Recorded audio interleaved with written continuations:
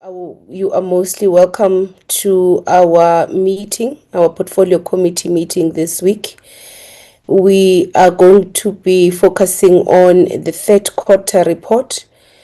And of course, to our honorable members, this is one of the most important instruments that we utilize as members of parliament to be able to monitor and to effectively play oversight and monitor the performance of the department against the APP targets. So as a result, I hope that members had ample time to go through this presentation, this report, because we're not going to ensure that members have enough time to engage with the report. We are going to only give the department about 20 minutes to do a presentation, and then we allow members to engage with the presentation. And this is because we believe that you've went through the presentation, you've went through the report thoroughly as members, so that you're able to effectively contribute to the discussions and the engagements as we hold the department accountable. So with those words, you are most welcome. Without any waste of time, Mr. Brown, can you please fly to the agenda and take us through the apologies?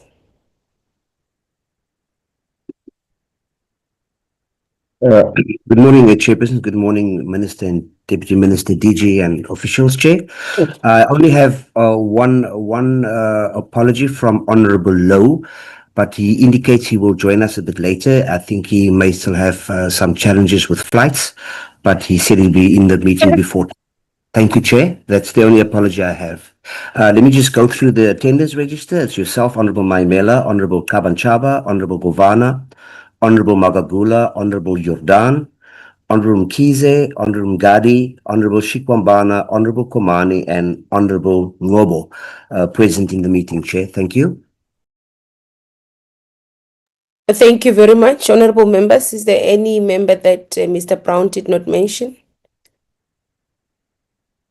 Okay, if that is the case, honorable members, that is our agenda on the screen. We are going to commence with the consideration adoption of outstanding minutes. Mr. Brown, this would be the minutes of the last meeting, and I know you would have shared the minutes. Can we go through the minutes for consideration and adoption?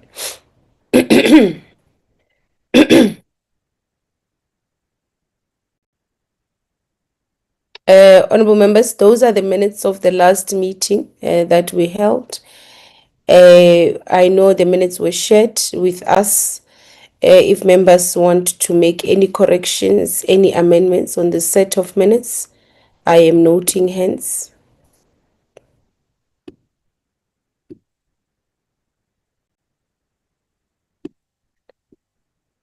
Okay, if there are no hands, it means we don't want to make any corrections, any amendments, and then I'm going to move to noting hands for adoption of the minutes.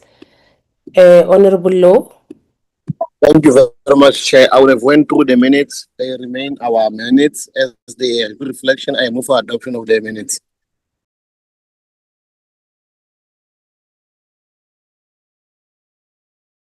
Okay, Honorable Law moves for the adoption of the minutes. Honorable Makakula. Honorable Makakula, are you seconding the adoption? Yes, thank you, Chairperson. I second Member Law. Okay. The adoption of the minutes. Okay, the minutes are duly adopted. Honorable Mkize, I take it that was to second, or is it a hand for something else? It was a second, Chair. It was to second. Thank you. Thank you very much, Honorable Mkize. Let's then swiftly go into the presentation, honorable members. We are going to now call on the minister and the team to go through their presentation. We are going to essentially give them 20 minutes to make the presentation, and from there on we then engage with the presentation. Honorable Minister, DM, and DG, you're welcome. Honorable Minister, we are handing over to you to lead the team in the presentation. Thank you very much, Chairperson. A very good morning. Apologies. A very good morning to you and the members of the Portfolio Committee, the Deputy Minister, and the team from DBE. Thank you for the opportunity for us to come and present the third quarter performance report for the 2025-2026 financial year. The report reflects the department's progress in implementing the priorities which are contained in our APP and, of course, in the medium-term development plan. The third quarter of the financial year coincided with an important period in the basic education sector, members, particularly as the system was preparing for and administered the 2025 National Senior Certificate exams, while at the same time advancing key reforms aimed at strengthening foundations of learning and supporting educators and the conditions of our school. Also, during this period, the department focused on strengthening system leadership and oversight, including coordination with provinces to ensure the administration of the NSC. More than 920,000 candidates wrote the exams, approximately across 6,800 centers. Chair, the central focus of the department's work continues to strengthen the foundations of learning, particularly in the early grades. In this regard, in this particular quarter in question, the department launched the Funda Uphumelele National Survey, which provides important evidence on reading outcomes and supports the targeted interventions that we have identified. We also continued with the expansion of the mass registration drive through the Banapele registration initiative. The safety and well-being of our learners remains a key priority for the department, and so we are strengthening and continuing to strengthen the South African Police Service and Safe Schools Protocol and our joint efforts in that regard, in that quarter, in order for us to prevent violence, bullying, and other safety risks at our schools. And so members will note from the report that our work is structured across 5 programs covering administration, curriculum support, teacher development, planning and assessment, educational enrichment services. The report before the committee today outlines the progress against each of those targets in those programs. It's also important to note that the department has had to adapt some targets in the current financial year in response to budget constraints while ensuring core priorities of the sector are still supported. The purpose of today's engagement is therefore to provide the committee with a clear account of the progress. I would like to thank the DG and the team for the continued work that they do, and I'm now going to hand over to them to do the presentation. Thank you very much, Chairperson.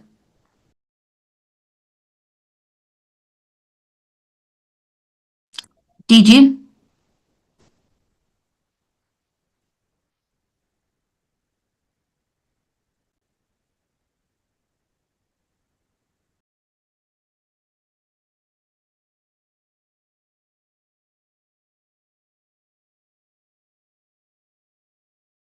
DG, you are on mute. I can see you're online, but you are on mute.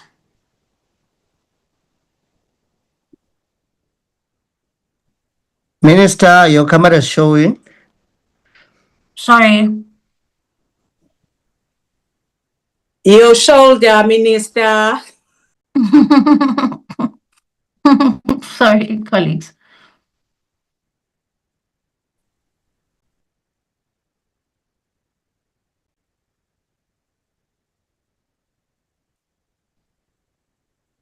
Team DBE, is there anybody else who can start this? Minister, Mr. Padiachi, I think the DG may not have connectivity, but we can... Minister, can you hear me? We can hear you now. I'm terribly sorry. Honorable Minister, Honorable Chair, and Honorable Members, and Honorable Deputy Minister, the person who's going to present on the analysis of SONA is Dr. Stephen Taylor. And then the third quarter will be presented the performance information and the financial by Mr. Kuno. Dr. Stephen Taylor, please proceed.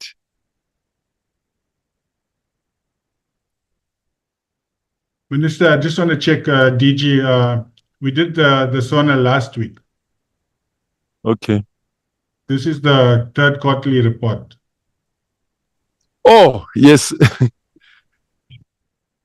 I thought we were going to do the two. So, Ms. Musimeri, can you please proceed?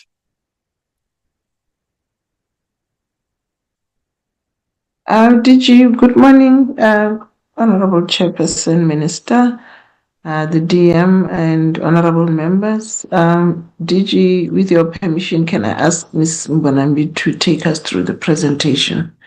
That's My fine. voice is not okay. Yeah, thanks. Nozipo, let's proceed, please. Good morning, Honorable Chair, honorable members, Minister, DM, DG, and senior management of the DBE. So as already indicated, and our Minister also with the overview has indicated that I'm taking you through the Q3 reports. And Minister also covered the programs. This slide is reflecting, or is rather a comparison between the Q3 in the previous year and the current financial year. And in 2024, previous financial year, the department achieved 89%, which was 8 out of 9 quarterly indicators, and 1 was partially achieved out of 9. In the current financial year, the department has achieved 75%, but also we note the increase in the number of quarterly indicators in the current financial year, which is 24 as compared to 9 in the previous financial year. And 3 of the 24 indicators have been partially achieved, meaning the achievement is 50% or more, but it's not at 100%. 3 indicators not achieved, which is below 50% or from 0 to 49%. This slide is the representation of the previous, but in the bar graph form. I won't dwell on that. In terms of the highlights, I think I'll try to summarize, but Minister has already covered in terms of the Banapili ECD mass registration, and also touched on the readiness on examination, and also school safety interventions. So I think I can safely go over those ones. Just to indicate that also the Minister participated in engagements in the G20 Leaders Summit, and also hosted the G20 Education Ministers process. Since we have 20 minutes, I don't think I will go through everything. I can just highlight the first bullet that DM Deputy Minister led IDEA triennial, which was in Accra, Ghana, and the DG hosted the virtual engagement meetings with provincial and district officials in October, but that was also in preparation for NSC 2025. And he also visited all the marking centers and also conducted monitoring on sanitation appropriate for education, which is SAFE initiative in November. Minister did cover the indicators that were amended, so I will not go through that. And also let me explain to members where the target has been achieved. I will not also present on that. I will go to the indicators which are partially achieved, which is 5, and 1 that is not achieved. Also, I would like to point the members also on the annual indicators with annual targets. Though we are presenting the Q3, I'll just make an example. With 1.1.3, the number of capacity building programs, we have provided milestones because it's not yet end of the financial year. As we tried as much as we could to provide milestones just to show the members how far we are, even with the indicators with the annual targets. Yeah, I will just maybe highlight in terms of submitting the draft annual performance plan, which is being finalized for tabling. Since I don't have much time, and in program 2, I will zoom on those 5 indicators, 3 of which were partially achieved and 2 were not achieved. Sorry. 2.2.1, schools monitored on the implementation of reading norms.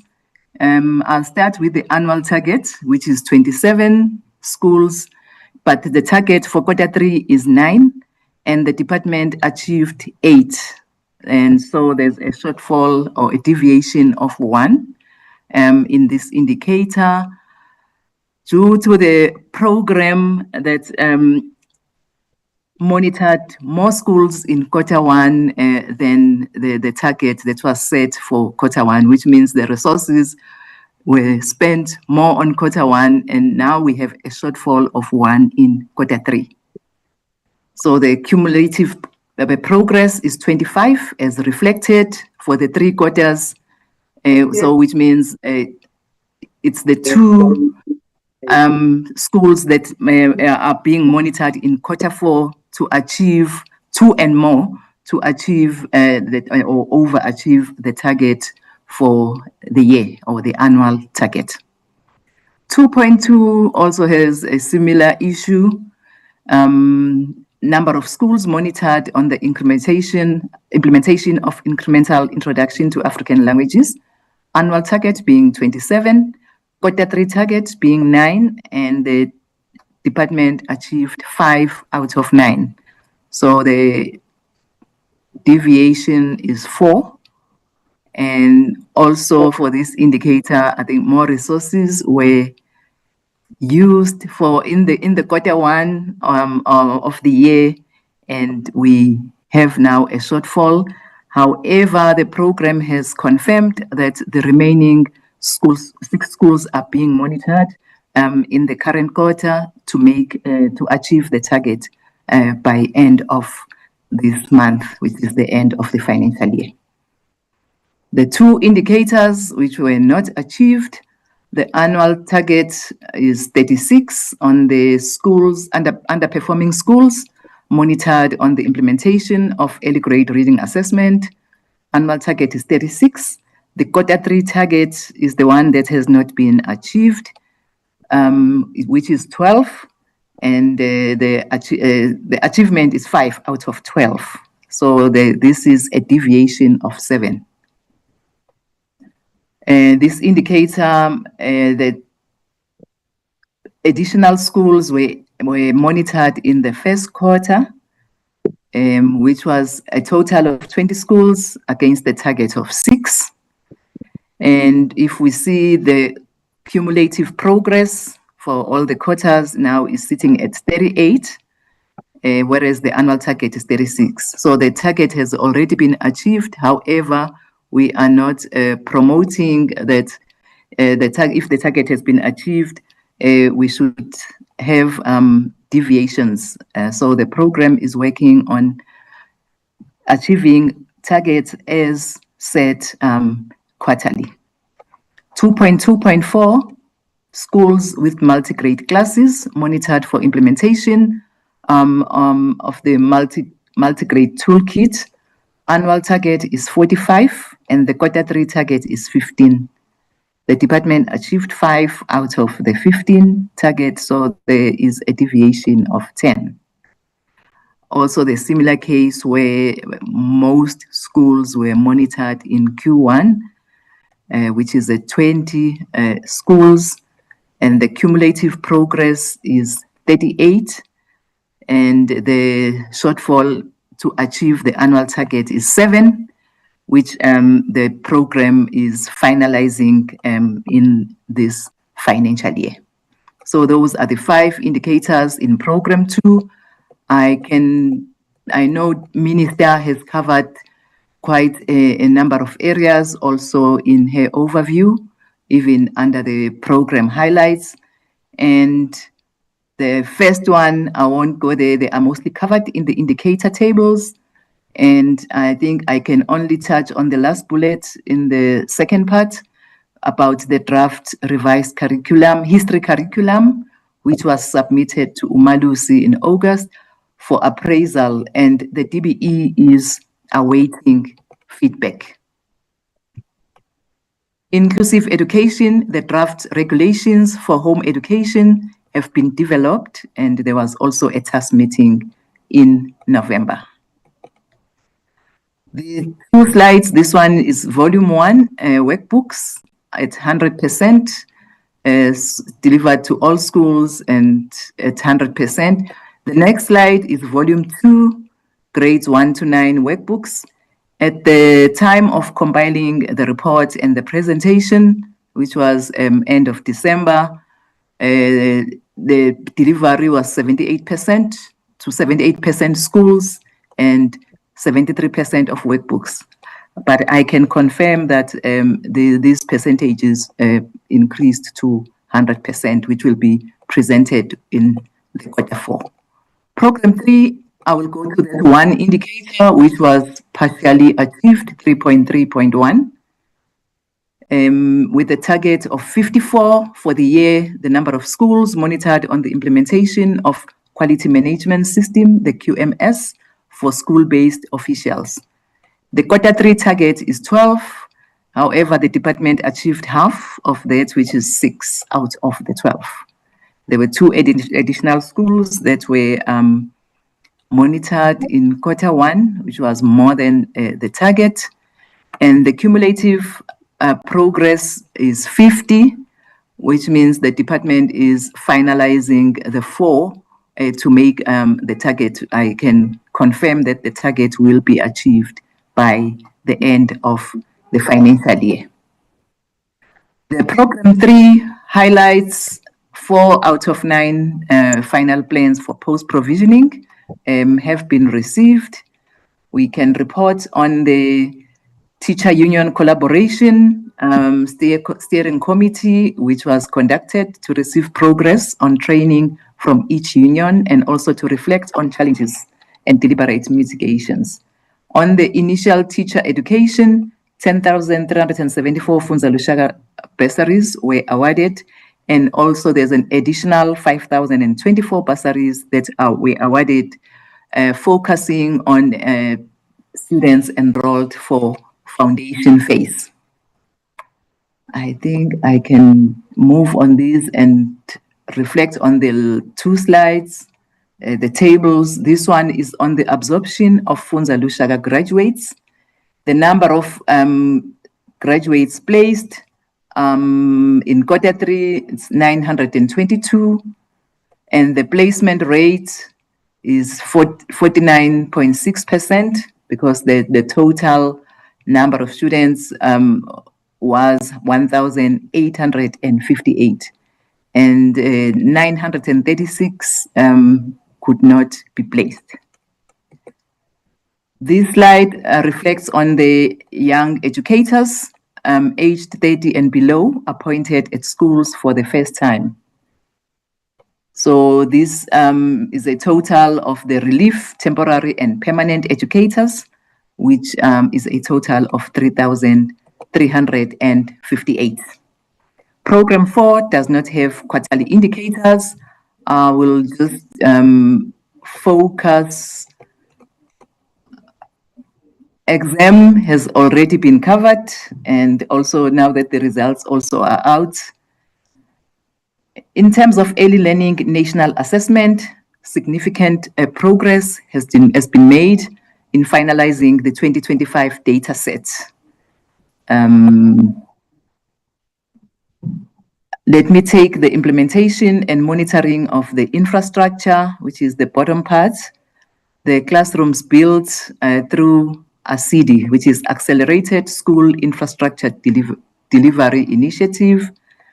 There were no new schools completed in the third quarter. However, construction is underway in the last school with classrooms to be completed in the fourth quarter, which is the current quarter. And in the current financial year, 11 new classrooms have already been provided to alleviate overcrowding at the 7 of the allocated schools.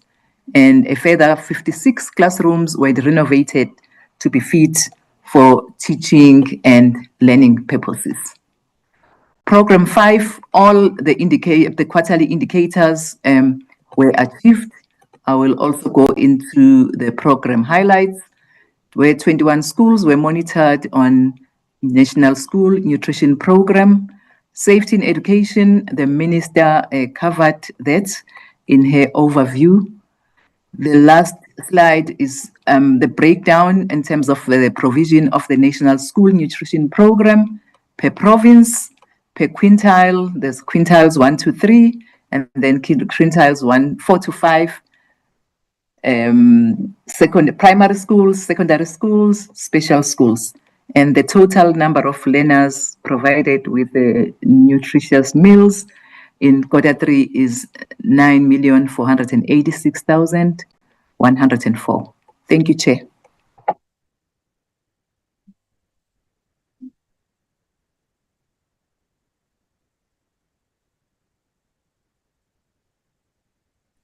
Yes, good morning, Minister, DM, members of the committee, DG and colleagues. I'll deal with the finances.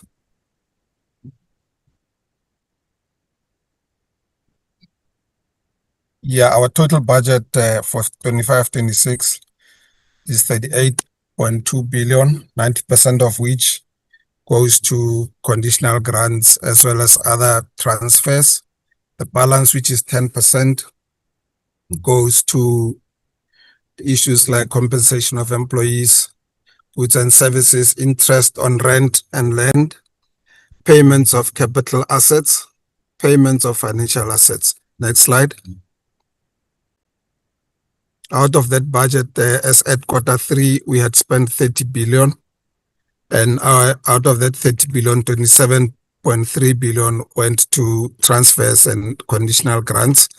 And the balance, which is 3.2 billion, went to compensation of employees, goods and services, interest on rent and land, payments of capital assets, as well as payments of financial assets. Next slide.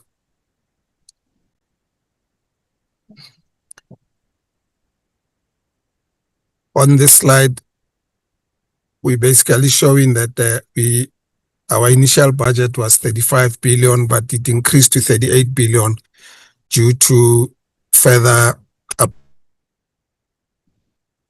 appropriations from Treasury, 2 billion of which was for early child development, 454 million was for KZN and Eastern Cape conditional grants increases on EIG, Education Infrastructure Grant.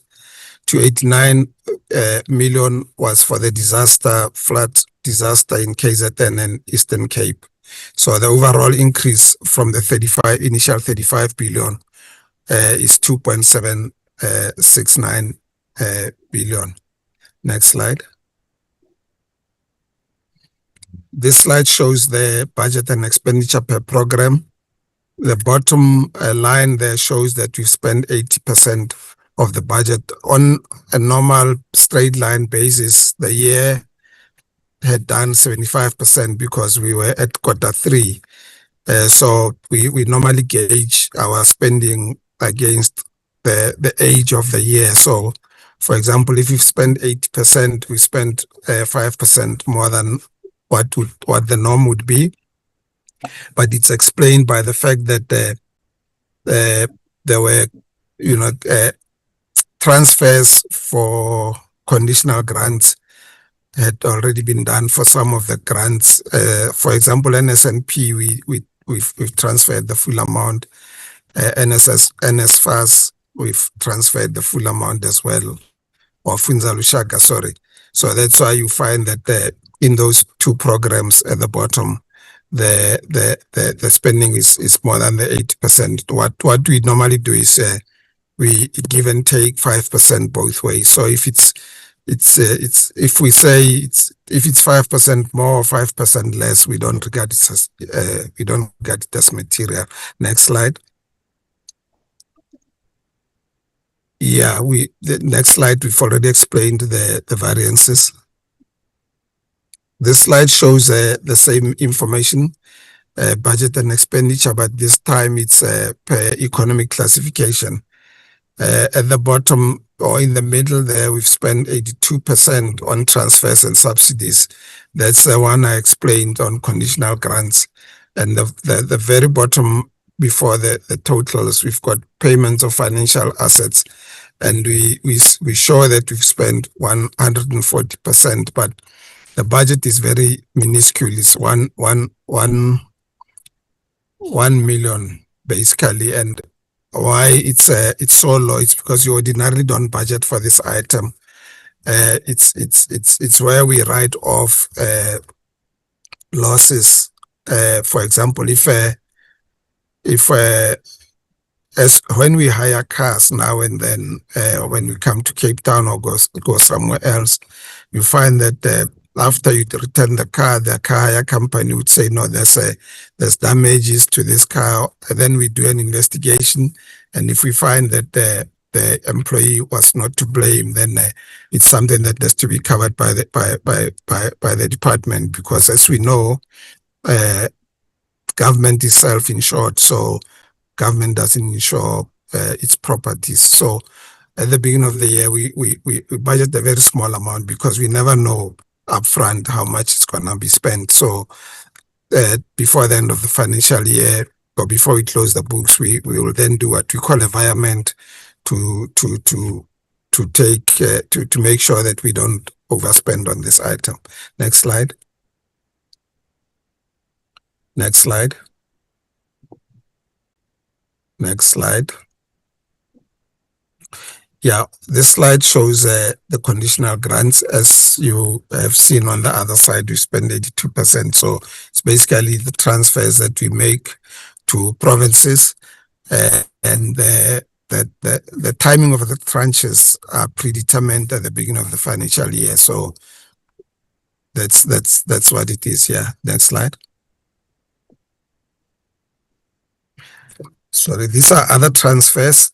As I said at the beginning, that we 90% of the budget is conditional grants and other transfers. So these are transfers to other entities like NECT, National Education Collaboration Trust, NSFAS as well. It's there towards the bottom where it shows that we've spent 100% because we transferred very early in the year. And then where we have not transferred will be a situation where we have not yet gotten an invoice. For example, some of the entities, its membership fees for, say, UNICEF, as you see in the middle there, we've spent the whole 100,000 because we've already gotten an invoice and we've paid that. Next slide.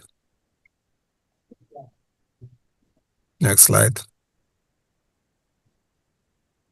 And then this one is the three entities that we have: Umalusi, ETDP, CETA, as well as SACE, South African Council for Educators. With regards to ETDP, CETA, we do a once-off transfer. That's why it's 100%.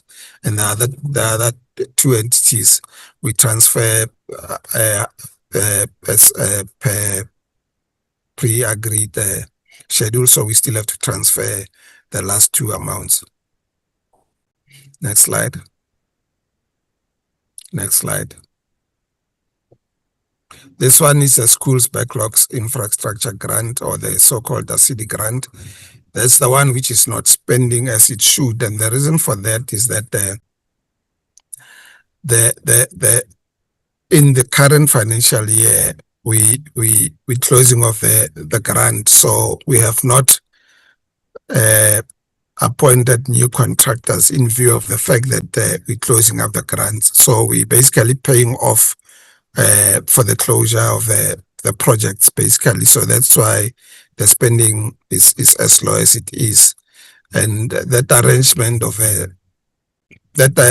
this budget was actually allowed by Treasury on the basis that we're closing off the grant, and the next year's budgets basically for this SIBG would be added onto the EIG, which is the Education Infrastructure Grant, which is the grant that we transfer to provinces. I think this should be the last slide. Let me see. Next slide. Yeah, that's the explanation. Next slide. Thank you, Minister, DG, and members. Thank you.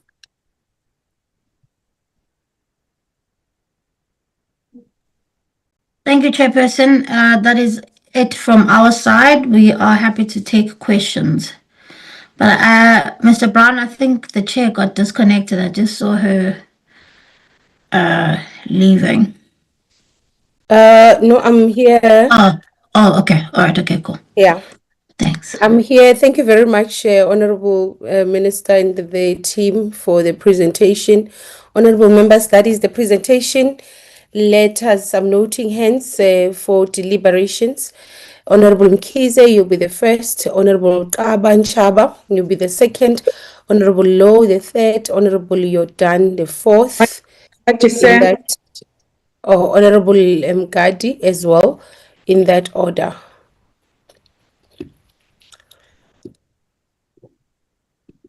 Chair, please note my hand as well.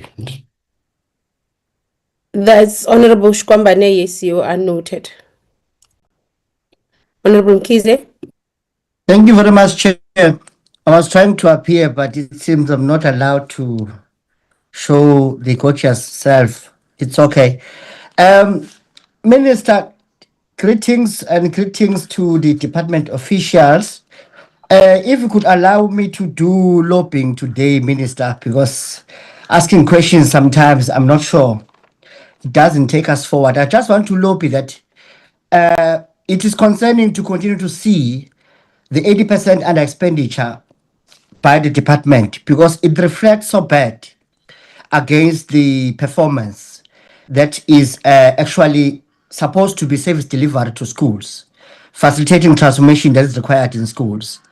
And because of that, and I'm lobbying this through the chairperson, Minister does need to submit to us plans to abate or to stop this underspending. For you to tell us what are you clearly going to do to stop this underspending, starting from the diagnostic analysis that you have gone through. A plan to show how you will stop the returning of money to the treasury, how you will stop the fruitless and wasteful expenditure, the irregular expenditures, the unauthorized expenditures. We need a plan on this one now. Because if we don't press you on that plan, Minister, you'll continue to underspend, and by default of that, you continue to service the community less. You saw under programs how they've underperformed. There's a relationship between the two. The underspending and the not meeting of targets against the program, what we call objectives. Those two go together.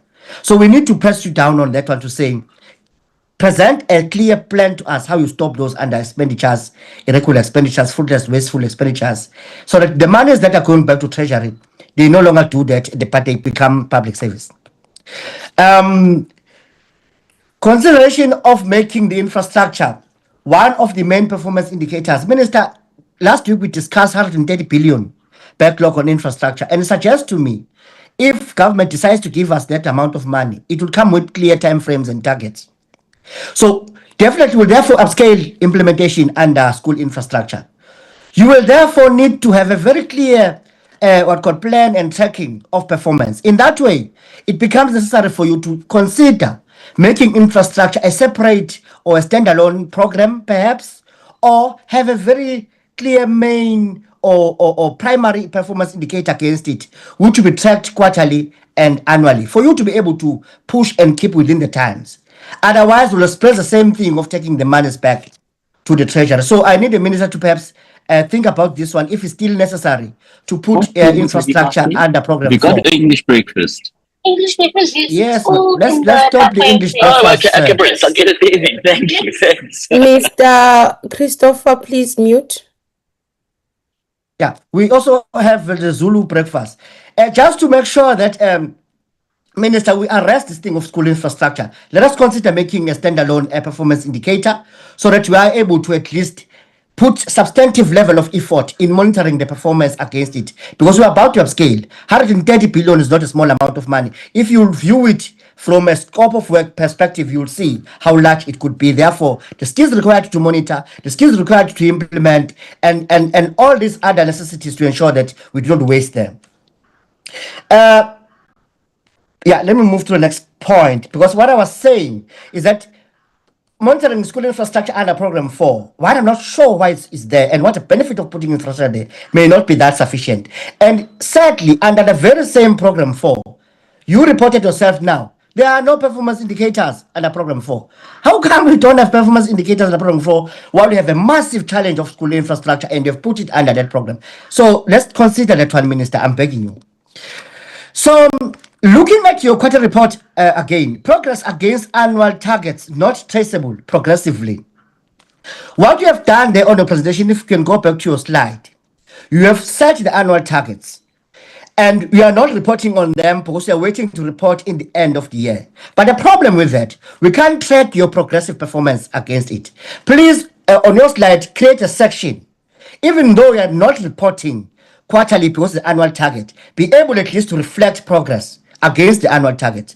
Because for us to wait for you to report in the end, you'll surprise us with non-performance that we may have intervened and made sure that you pay attention to it and you do due diligence. So it's not good for you not to allow us to track the performance against the annual target.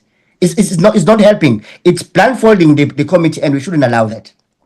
Cumulative performance not traceable when reviewing quarterly performance, only showing performance per respective quarter. Minister, even though you are reporting for this quarter only, we would like to know cumulatively from the first quarter, if you're in the second quarter now, how you performed and how to tally the first quarter performance and the second quarter performance to see how you're progressing against the annual target. So to just zoom into a quarterly performance only and do not express that against what happened in the previous quarter is blindfolding us. We need to know, because we've got a year and the year is 12 months, 4 quarters. We need to know how you move across all other performance indicators. I hope I'm making sense here, because this almost sounds like the previous point, but they're not the same. All that I'm saying, when you do quarterly performance, reflect cumulative performance, which considers the previous quarter, so that we can know how we are progressing. What is the level of involvement of the Department of Planning, Implementation, Monitoring and Evaluation at your development stages of the APP, Minister? I would like to know, because a lot of data issues, performance indicator issues, there are a lot of challenges with that, including the planning data that you said. The Department of Planning, Implementation, Monitoring and Evaluation is supposed to be assisting the department on this one, to guide you so that because they are specialists in this area, they should be able to pick up some gaps and be able to assist you. But I hear none of them about this presentation. And while I see gaps, it's like it doesn't exist in South Africa. Because if it exists, we should see it in how departments plan and how they take us through the sophistication of M&E, even at a level of customary indicators and secondary indicators and primary indicators. So we're able to see that we've got a department which deals with monitoring and evaluation. But unfortunately, I don't see it here. I don't smell it in your APPs. Performance tracking on employment of new additional teachers. Your presentation, Minister, even the financials presentation is saying nothing about the employment of teachers. While we know there's huge gap of teachers, while we know that you're going to add around about 3,500 new schools. So what are the plans? Because those schools must have teachers. You're not going to take from the current baseline. You'll have to add the teachers. But your planning doesn't suggest any proactive thinking approaching that stage. The 90% of total budget is going to conditional grants.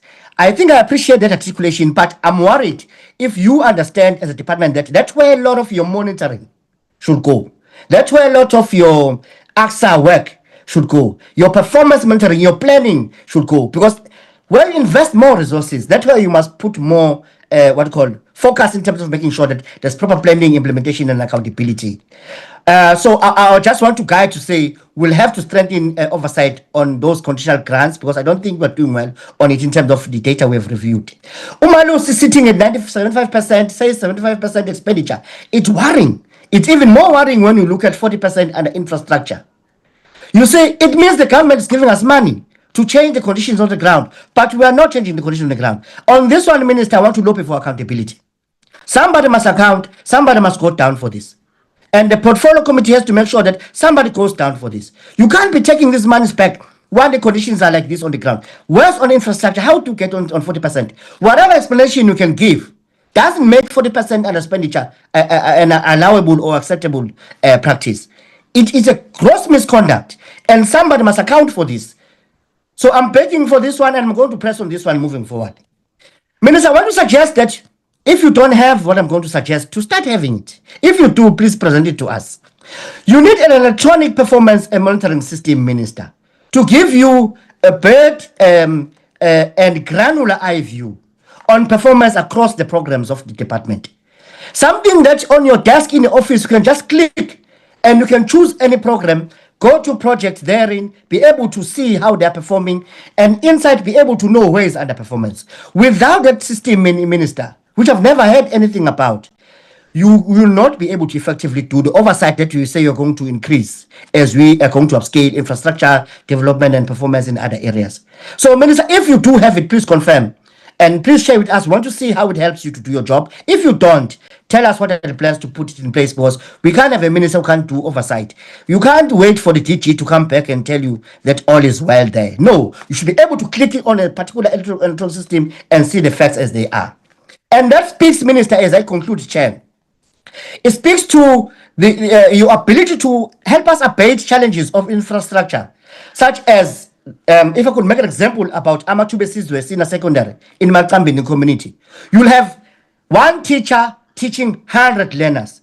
And right now the school is now begging the parents to contribute to build school.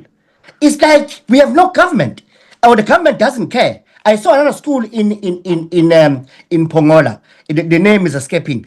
It's like we have no, so we cannot, Minister, and against these challenges. Matube says we're having learners squashed in one class, 100, one teacher, and you don't have a system to monitor the performance. You have to, and that system must also have the names of the schools that have challenges, so we can also check if other names are omitted. Lastly, challenges that you are having under special schools, Minister. If I could make an example, in the rural communities particularly, of a school called Makambini Primary. It is in Makambini community. It is a special school, Minister. But guess what? The staff is not trained to deal with special schools, with learners with special needs. The school is not equipped itself to be able to provide proper services to learners with special services. It is Makambini Primary. I hope you can visit them one day in Makambini to come and see how this department does injustice. But while this thing happens, Chair, the department continues to refer the learners to the very same Makambini with teachers not equipped and facilities not equipped. It is injustice, Minister. I sit down, Chair. Thank you. Thank you, Honorable Kabanchaba. Thank you very much, Honorable Chairperson. Hey, Honorable Chairperson, when you allow Mkhize to start first, you make Mkhize to take all questions. Sorry, on the lighter note, Kabazel. Thank you very much, Honorable Chairperson. Chair, let me greeting to you and the Honorable Minister in the platform and the DG with his on Tarache of the department. All protocol is observed. Chairperson, let me start about the Funda Uphumelele national survey. The department launched the Funda Uphumelele national survey covering 710 schools and 27,838 learners. When will the department publish the full findings of the Funda Uphumelele literacy survey? How will survey findings influence future literacy in interventions. What immediate intervention are planned for provinces with weak reading performance? How does this survey align with broader foundational learning reforms? What lessons have been drawn from previous literacy intervention that failed to improve national reading outcomes? Honorable Chair, in the ECD remains one of the largest growth areas in the DBE findings. What percentage increase in registered ECD centers has been achieved through the Banner Bill registration campaign?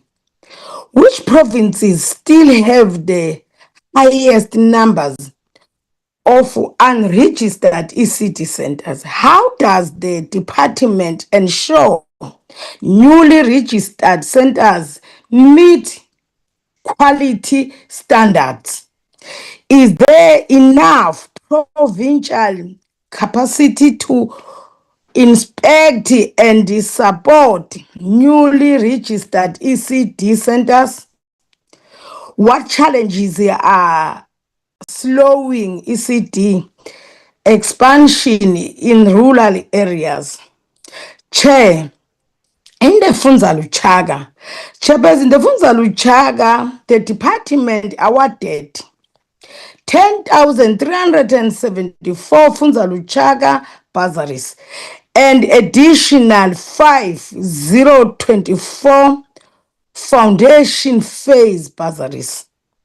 What percentage of Funza Luchaga graduates have been successfully absorbed into permanent teaching posts? Why does some provinces still struggling to place qualified graduates? Which subject areas remain critical, undersupplied despite bursary investment? How is the department measuring the classroom impact of teacher development program? What is being done to ensure rural schools benefit equally from teacher development? Chair, let me, okay, Chairperson, in the report note, no new classroom were implemented in Q3. 11 classrooms were completed during the year. 56 renovated classrooms. Why were no new classroom implemented during this Q3, Chair? Which projects are delayed and what are the causes? How does the department explain slow infrastructure delivery despite available findings? Chairperson, let me stop there. Thank you. Thank you, Honorable Kabanchaba. Honorable Law. No, thank you very much, Chair. In echoing the same sequence of questioning, Chair, I think one must also note that the department has spent 30 billion and 63 out of an adjusted budget of 38 billion 258, Chair, which is total to 80.1% already. And I've realized that in the presentation, there are variants of 262 million below the projected expenditure, despite the fact that the strong spending is there. But the 90% of the budget is transfer-based, which is quite concerning because it creates potential inefficiencies in our provincial utilization of conditional grants, where our concerns are normally raised. And also, Chair, what becomes quite a risk is the high risk of under expenditure in the certain provinces regarding conditional grants, whereby infrastructure and early childhood development. So there's a need for monitoring mechanisms to deal and assess classroom level improvements for transferred funds, because if you don't do that, we'll have issues. And we should also look onto the effectiveness of the additional funds on the ECD that was allocated regarding the registration and learning chair in terms of the readiness. Those are the things that I think we should highlight, the presentation highlights in this particular way. And the potential rollover on Q4 will also cause delays in our aspect. So I would want to check, given the contributing factors, to what will be the contributing factors to the 262 million variance below projected expenditure, and what mechanism are going to be put in place to make sure that these provinces utilize the conditional grants efficiently and without any delays, because our concerns are there. If they are the ones who are dealing with these conditional grants and they are not utilizing them, we will find ourselves not performing, and we'll find ourselves in a situation of the fiscal dam where we are also being told about it. And we'll also want to know, in amongst all of these provinces, which one is at risk under the expenditure of the conditional grants, so that we're able to know and to be able to check what are the issues there in the ECD allocations in terms of that. So we need to know which one present the high risk of under expenditure in conditional grants, more so in the infrastructure and the ECD, because we want to trace, because we would have raised more questions like members could have raised now. But I think it's quite enormous that we put it in that particular way. And then I would want to move into my last 2 to 3 questions in chair, because I think members could have covered the most. Given there's an anticipated, which one I've raised, the 83 schools on entrepreneurship, and then there's a 74 schools on textbook availability. I think we need to monitor the selection process of the schools and the representation of national conditions and the major curriculum gaps that we are confronted with, as we could have identified during the school visit. I think what becomes important, there's a need for measurable evidence that could assist us in monitoring the learner outcomes and making sure that we put corrective interventions to identify textbook shortages. So my questions are few in terms of this particular presentation. How were the monitored schools selected, and do they adequately represent national conditions? And what major curriculum implementation gaps were identified during the school's monitoring visit? And then I would want to know, how is entrepreneurship education being integrated into the curriculum delivery beyond monitoring? I would want to get a fully fledged unpacking of how do you therefore intend to put the entrepreneurship education into that particular way, because it's quite enormous and safe for us to be able to know and be familiar with that. The other issue that was raised that I'm quite happy and excited about was the safety protocol that were put into effect, that were put into place, whereby provinces that are facing high levels of school violence, we need to know these issues, how do we tackle them? And we need to know how many schools have fully implemented the new school safety protocols. And then we need to know which province has the highest levels of violence and how do we mitigate such, and what additional resources are required to fully implement such, so that we're able to know, because we're measuring the work done and we're able to know, so that we don't repetitively raise issues and then we're able to align and relate here. So I wish to submit in that regard. Thank you. Thank you, Honorable. You're done. Thank you. Thank you very much, Honorable Chairperson. Greetings to yourself, also to members of the Portfolio Committee, to the Honorable Minister, the Deputy Minister, the DG, and the delegation from the Basic Education Department. Honorable Chair, let me start off by saying that the department's focus on strengthening foundational literacy is a welcome step towards evidence-based reform, and we can see this in the report from the department, making particular reference to literacy assessments such as the Funda Uphumelele National Survey, which Honorable Nkaba had mentioned earlier, of which we've seen the release of the results at the close of the academic year. And it's clear that a challenge that remains in implementation at the provincial level, seeing as under expenditure of infrastructure grants remain persistent, while overcrowding and poor infrastructure hampers quality learning and teaching. In the responses, I hope that the department, as Honourable Lowe had also requested, would indicate which provinces are failing to deliver and what accountability measures are put in place, especially when it comes to learner-teacher support material, nutrition provision, the promotion of literacy and infrastructure spending, and in keeping learners, educators, and schooling communities safe. Honourable Chair, the presentation makes reference to the Fundo Phumelele National Survey, of which by now we've heard the outcome. How is the department ensuring that provinces implement evidence-based reading programs, and what oversight exists to improve on time spent on literacy in classrooms? How will this impact the promotion of literacy and the building of local literacy ecosystems, as we've seen in the newsletter that's been released this week? Especially considering that in many municipalities across the country, libraries and other systems that support literacy are dysfunctional. Secondly, with regards to ECD, a challenge is that additional ECD funding flows largely into the per-child subsidy and not towards infrastructure. Now, with 700,000 children aged 3 to 4 requiring learning spaces and only 46% of 4-year-olds being developmentally on track, according to the Thrive by 5 Index, one concludes that infrastructure directly influences the outcome of ECD educational provision, amongst other things. Since ECD subsidies are meant to address the needs of each individual centre, are there any spending prescriptions that require ECD centres to use the subsidy on A, infrastructure, and B, nutrition, similar to the norms and standards of schools? The presentation does not indicate the performance on the levels of performance in the Early Learning National Assessment for Literacy and Numeracy. Why is this? Given the malnutrition and stunting crisis that South African children are faced with, is the department satisfied with the target for the number of schools that are being monitored for the provision of the National School Nutrition Program? And what is the outcome of the special focus that's mentioned in the presentation, monitoring Limpopo and Gauteng? And what were the department's conclusions of that monitoring exercise?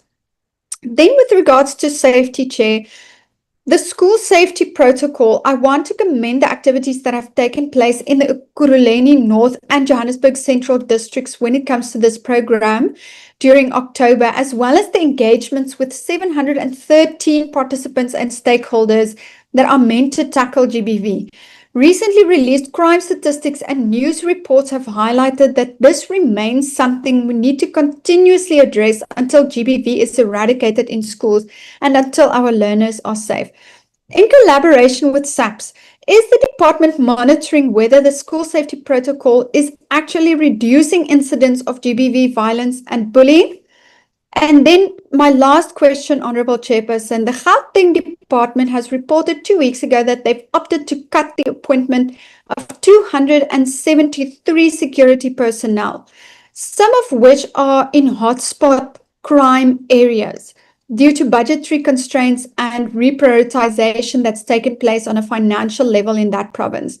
How has this affected the implementation of the DBE SAPS school safety protocol, and has the department been monitoring provincial compliance and implementation as part of its performance measurements?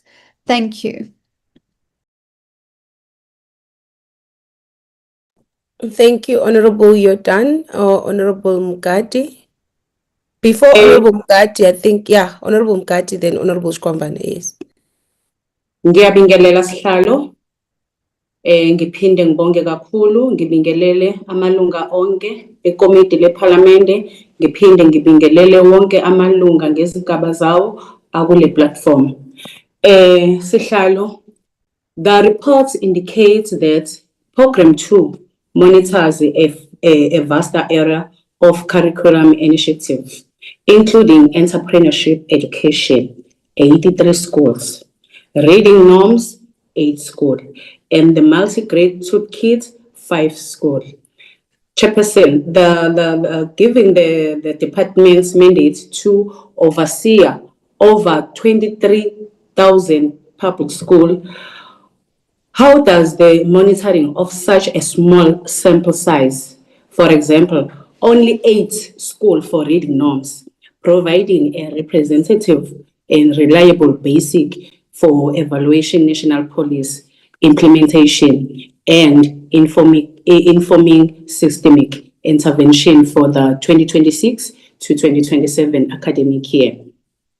Chairperson, another thing, the report states that targets were reduced due to the budget constraint and shows an overall adjusted budget of 38.258 billion. However, the expenditure against the goods and service allocation shows a significant variance with only 2.342 billion spent against a projected that 3,444 billion, a variance of 1.1 billion. Department, what are the specific reasons for this underspending on goods and service, and how does it align with the narrative of budget constraint necessitating a reduction in service delivery targets? Another thing, the report highlights that 10,374 Funza Lushaka bursaries were awarded, with an additional 5,024 for foundation phase students. However, the data shows that only 2,662 qualified educators aged 30 and below were appointed in school for the first time during this quarter. Given this discrepancy between the number of new teachers trained and those being observed into the system, what concrete step in the department taking in collaboration with provincial education departments to ensure that the investment in pre-service training translates to actually classroom appointments and address critical teacher shortage? Thank you, Chairperson. Thank you, Honorable Mgadi. Honorable Shkwambana. Thank you, Chair. Let me take this opportunity and greet fellow members of the Portfolio Committee, the department, the minister, and the deputy minister, and the staff that is present here today. Chair, maybe before one can start with the questions that may have for today's presentation, I think, Chair, we also need to get an indication before we conclude today's meeting as to when exactly are we going to have that in-house committee meeting that we have requested from the previous meeting, because we continue to see the minister explaining herself on media, or the media cite the minister explaining the situation or what really transpired with regard to that issue. And the minister seems to be the one that is clearing herself, and the blame is now put on the officials of the department to say they did not actually add some of the qualifications that the minister required the department to actually add on the advert.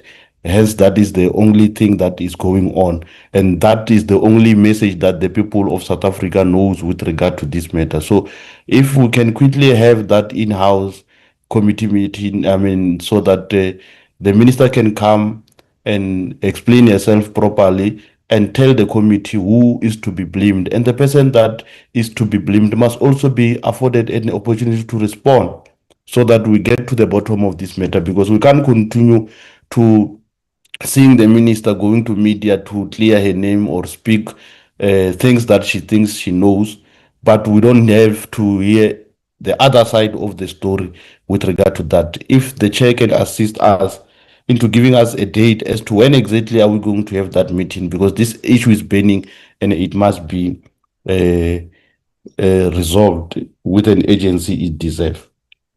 So my first question, Chair, will go to the mass registration of the ECDs across the country, which the minister has undertaken, and then what I want to know from that is that how many per province new ECDs registered, and where are they located in their respective provinces, these ECDs? Because we may know that we have registered this number of ECDs per a province, but we also need to know where are they, these ECDs, so that we make the work of the committee and the members of the portfolio committee easy to go and do oversight on those listed number of ECDs that could have been registered.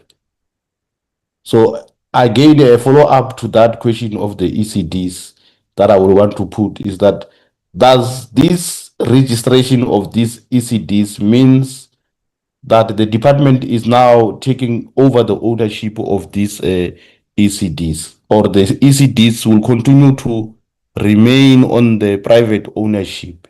And if they continue to remain in the private ownership, are there any plans from the department to take over the ownership of these registered ECDs that they've conducted that process, to take over the ownership in the future so that it belongs to the department?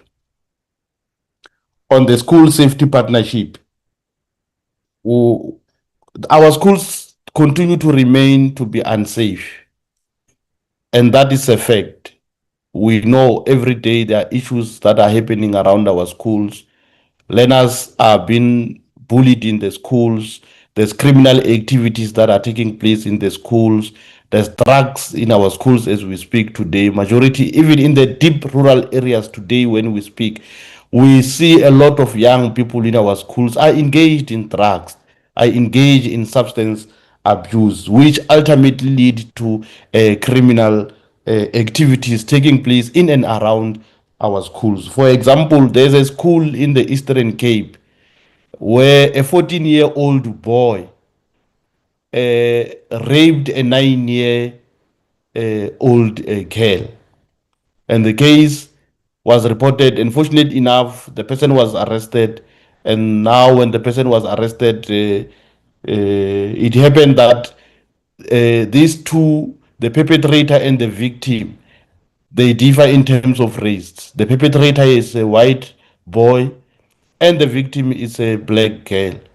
And as this issue was going on, until before this person can be arrested, there was an issue of race that which was taking place, and the school in that particular area was trying to protect the perpetrator for that reason. Until the parents of the victim went to TikTok and exposes the issues, that's when the department took this matter serious. But I'm told and briefed now that the department is handling the matter well and all is fine. But why am I raising this is that we continue to have a lot of safety issues around our schools, to an extent where our own learners are engaged in wrong things and are engaged in criminal activities, and they are even committing serious offenses for that matter. Rape inside the school, it's one of the issues that we're experiencing. So I want to understand that since there was a partnership between the Department of Basic Education and the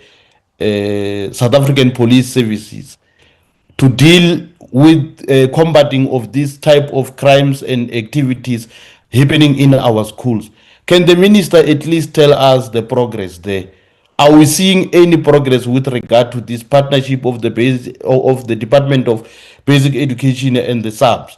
Is there any tangible and concrete report that can be given to say, since the inception of this initiative, at least we are beginning to see progress? At least now we can confidently say the issue of criminal activities taking place in our schools is highly attended, and therefore there is progress on that matter. Because from where I'm sitting, Chair, I can honestly say and confidently say that we continue to experience a lot of criminal activities happening in and around our schools. Some, it's even worse, committed by the learners themselves, and worse, even the members of the community outside the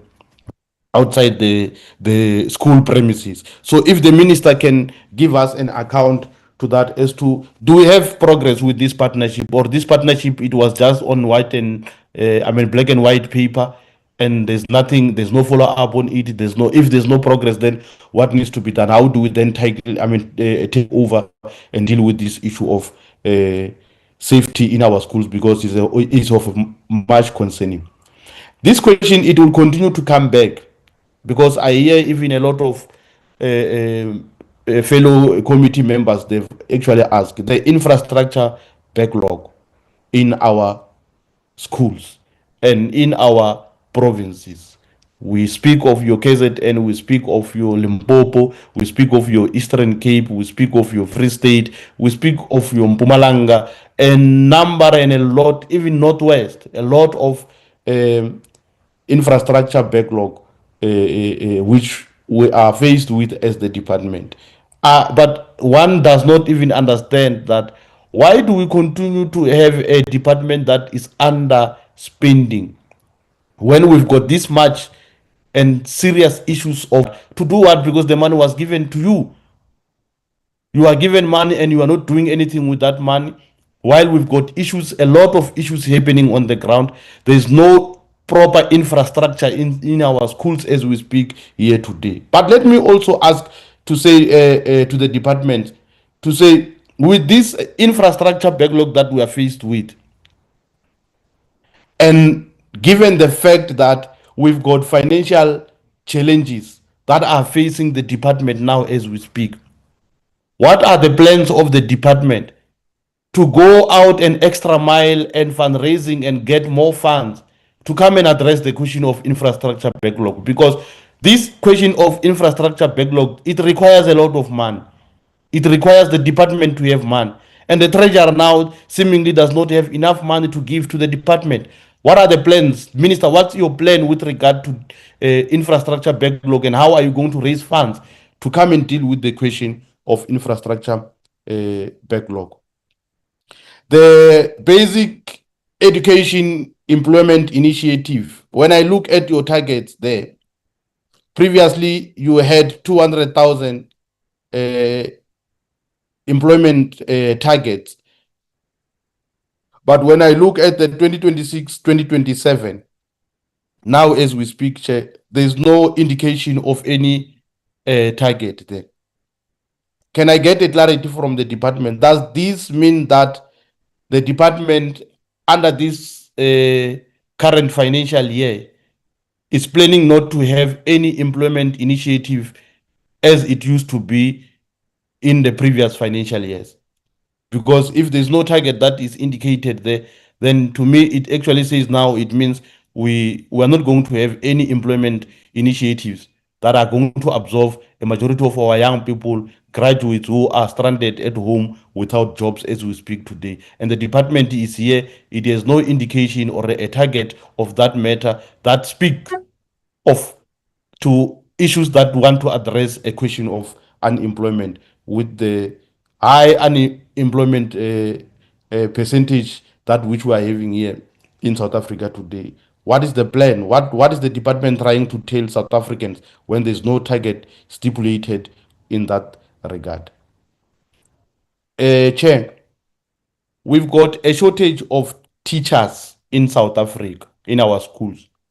When we do oversight, when we visit schools, we see a lot of issues around our schools. Our learners go to class without qualified teachers that are teaching them for those specific subjects that they may be taught on.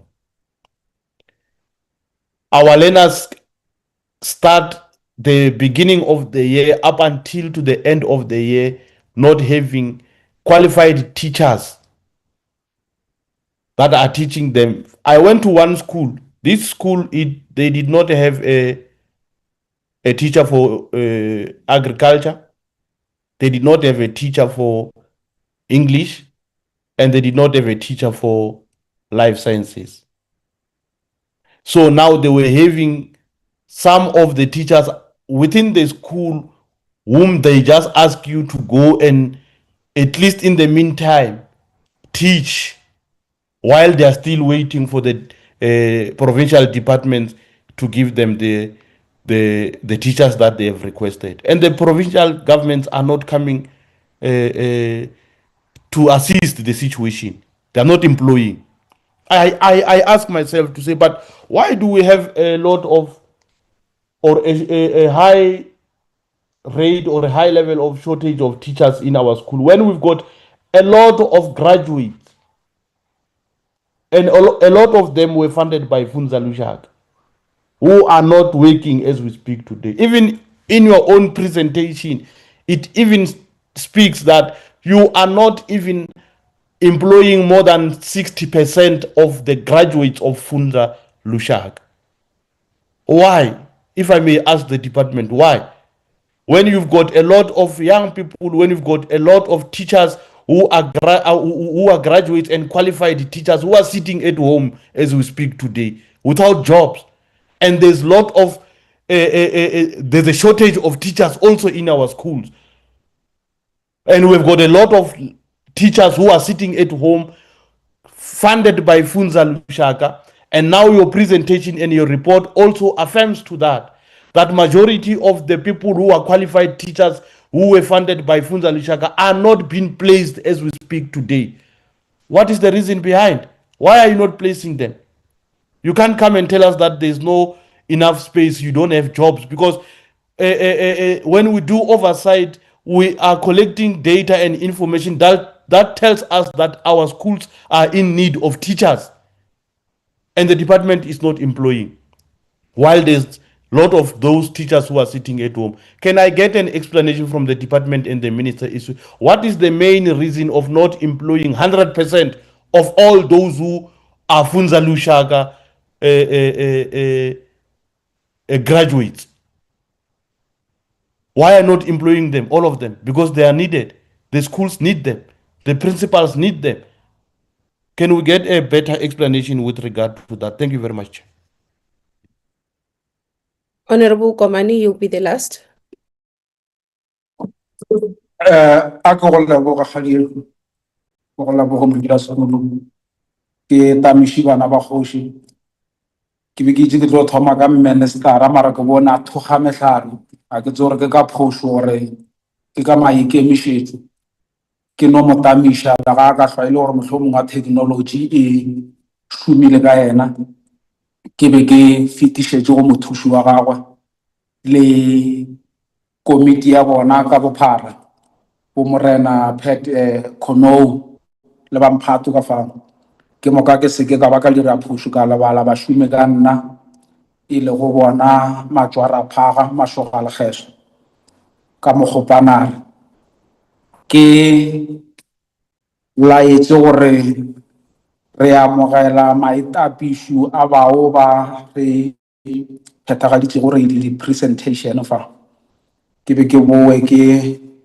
laetse gore rena ba leshoka re itemogetse gore ga ile ditomo tse buang ka medi ga ile rena mamane re tlo go tsamaya re la tswa lešika hlaba ke fetele go polelo ya mabapi le segwera magare ga Department of Basic Education le ba sponisa ke na le tšhišinyo go wena modulasetulo ke kwešiša gore ba kgoro ya ministera e le go ministera le motlatši ya gago ba nthaeletše ga ke bone go na le nnetefelo ya gore re ka kgona go fihlelela gore re hwetše sepodisa se se tlo go tla go se hlokomela dikolo tša rena ka bophara mo nageng ya South Africa mola sepodisa sona ka bo sona se le seemong sa go hlobaetša gore mapodisa a bona a shota jalo tšhišinyo ke nago na ke ya gore re be re kgopela gore re be le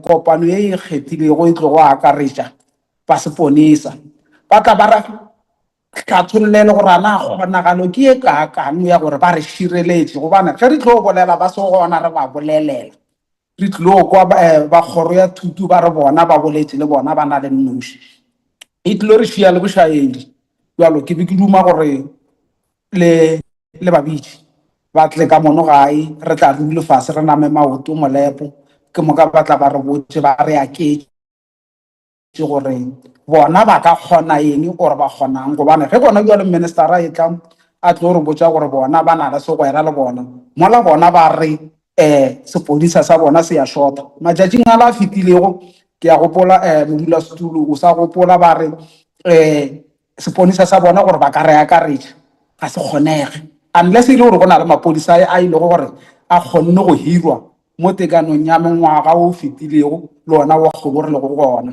gona re ka gopola gore motlhong wa ministera o bolela tše di tletse go seatla e se go tšhedile go ka ntle ga seatla mara gore re tla re kgone go fitlhelela tswelepele re kgopela modulasetulo le re biletseng ba sepodisa le re kgetheleng letšatši ba tle ba re aketse ga e le gore ministera o buile le ga se ya boa tseba gausi o na le mothuši ka mona ke be ke rata gore ba tšeišedi ya bona ba e lebelele mo go lefapha la thuto gore o ka re le ya phutlhama ka fase ga ketapele ya bona kudu ka ga e le go raya gore re le ba komiti ya palamente re leka ka mokgwa re ka kgonago go swarišana le bona re leka ka mokgwa re ka kgonago gore re tsame re šupa mekgwa le ditshepedišo ditshenyagalelo le dikgwahlafalo tša dikolo tša rena mo South Africa le mo go shothago barutiši gomme re tla re kgobokantše di-report ka go fapafapana re ba nea tšona gore ba kgone go tšwela pele go hlakantšha le tšeo le bona ba di dirago kudu ka gare kwešiša gore bontate director general le bona ba ema go tsamaya ba lebelela gore ana ke kae mo go thibogilego le rena ka go le lengwe lenane gore e tla re patišitše moutla ka lekgwafa go tla go tlo ba neetša gore re berekišana gomme go le ka ona mokgwa go isa go itshupa gore department ya bona ya phutlhama jwale ke rata go tseba gore ana go tswa go minister ke ka baka la eng seemo se sena tšwele pele se gwahlafala go ya pele mola ile gore re tielana mmotlo wa seatleng le bona re šomišana le bona go tsamaya re šupa di-problem tše di lego gona kudu ke eng seo se dirago gore e re ga ba felwe matlotlo a ba palele go go a šomiša ba be ba tšee nka se re ba gomiša ka gore go tshwana le gore ba ile a lahla mo ba išago a be se a ba a akareletswa gore a ya ntse go raya gore ba lahla matlotlo a be wa swantse go thuša bana ba sekolo ka lefapeng le le itšego ke moka ba tšea ba ile a lahlela mo e lego gore bona ba tseba gore ebile ba ka setse go ba kgwathile ke rata go tseba gore seo se tlhotlheletša ke eng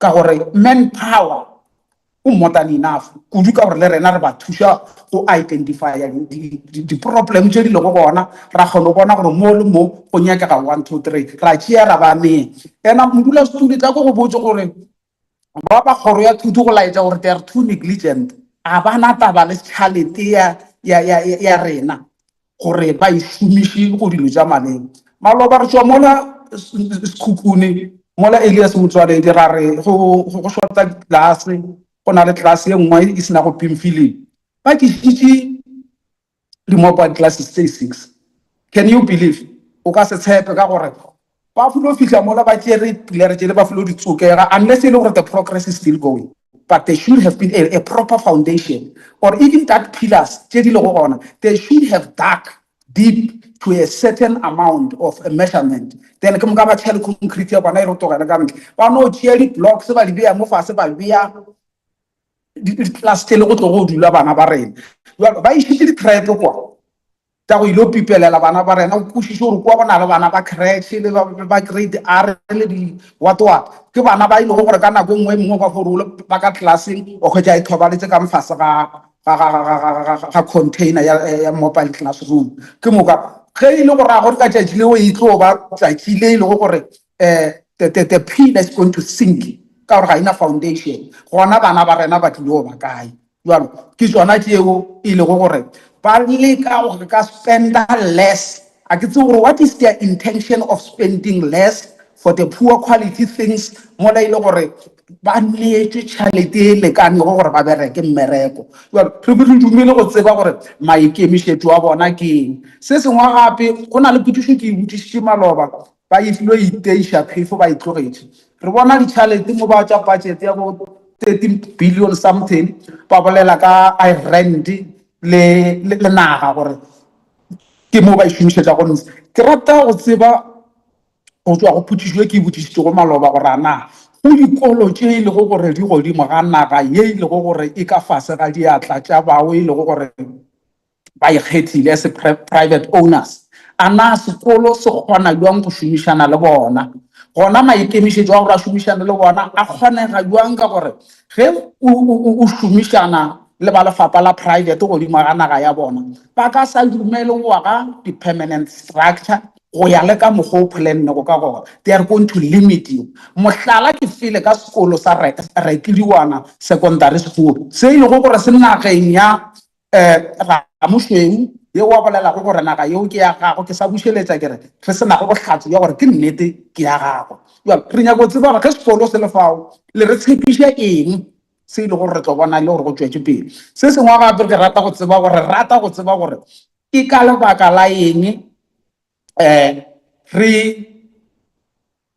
tšea šedi ya rena e kgolo mabapi le gore ge re tshwanetse go ba le dinamelwa re se ke ra di reka re di hiriše mola re tseba gore bahiriši ba na le mekgwa le maleatlala a ile go gore a feta maikemišetšo a kgwebo gomme maikemišetšo ile gore ba dire tšhelete ka go šupa sela le sela gore o ngapile ke terata o dirileng mo kgalebe le segoa go sa le ka mogola e le tšeo e le gore di ka se fitlhelele ke tšhelete ba tlo go tla go ba re tšhatšha yona ana ga go kgonega gore lefapha le be le dikoloi tša bona na goba ke gona gore re nyaka go thuša bommata ka kwa re ba retse gore ba reke dikoloi gomme re tla re di hire ge e le gore ga go jalo re rate go tseba gore re gapeletša ke eng gore re di hire ge e le gore go ka kgonega gore re di reke se sengwe gape ga ke tle mo go performance tracking on placement of teachers re lefa information ministera e ntši ka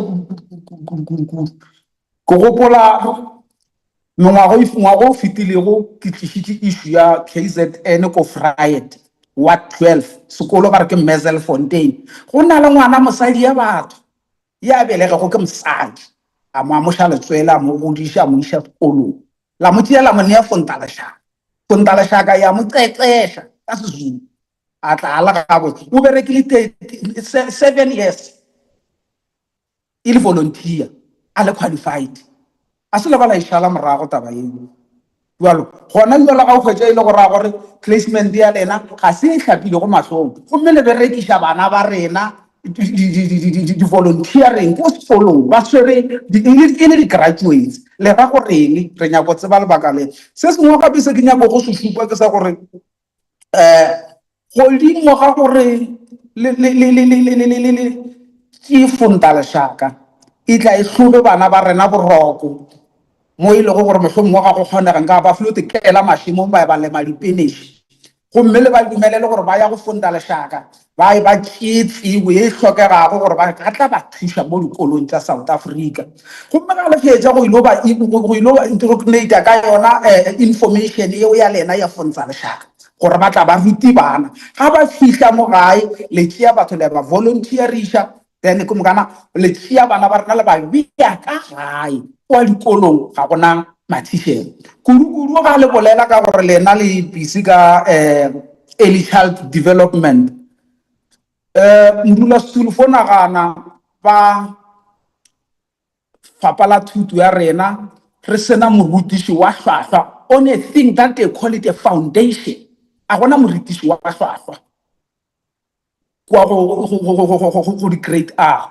ye e le go gore ga a qualified gomme ba expecta gore the teacher in grade 1 a ya thomi mmereko o mo feng mo godimo ga ngwana e leng gore ga ana foundation le tla ba barutiši ba batho ministera re kgopela o boele morago le team ya gago le lo dira drawing poto ye ntsha o ka shota ka tše ntši kwa godimo mara ga re bolela ka foundation phase please have a proper and equal teachers gore bana ba gago o tla o be sure gore o swere lenanego le le kaone le le tlogo ba le go iša fao e lego gore wa tseba gore ngwana itswa ka go grade R o hweditse t-shirt ya hlwahlwa ga ya ka go grade 1 morutiši ene o ile o thoma tša grade 1 jwale lena le tla ba barutiši instead of grade 1 barutiši ba rena ba thoma go grade R.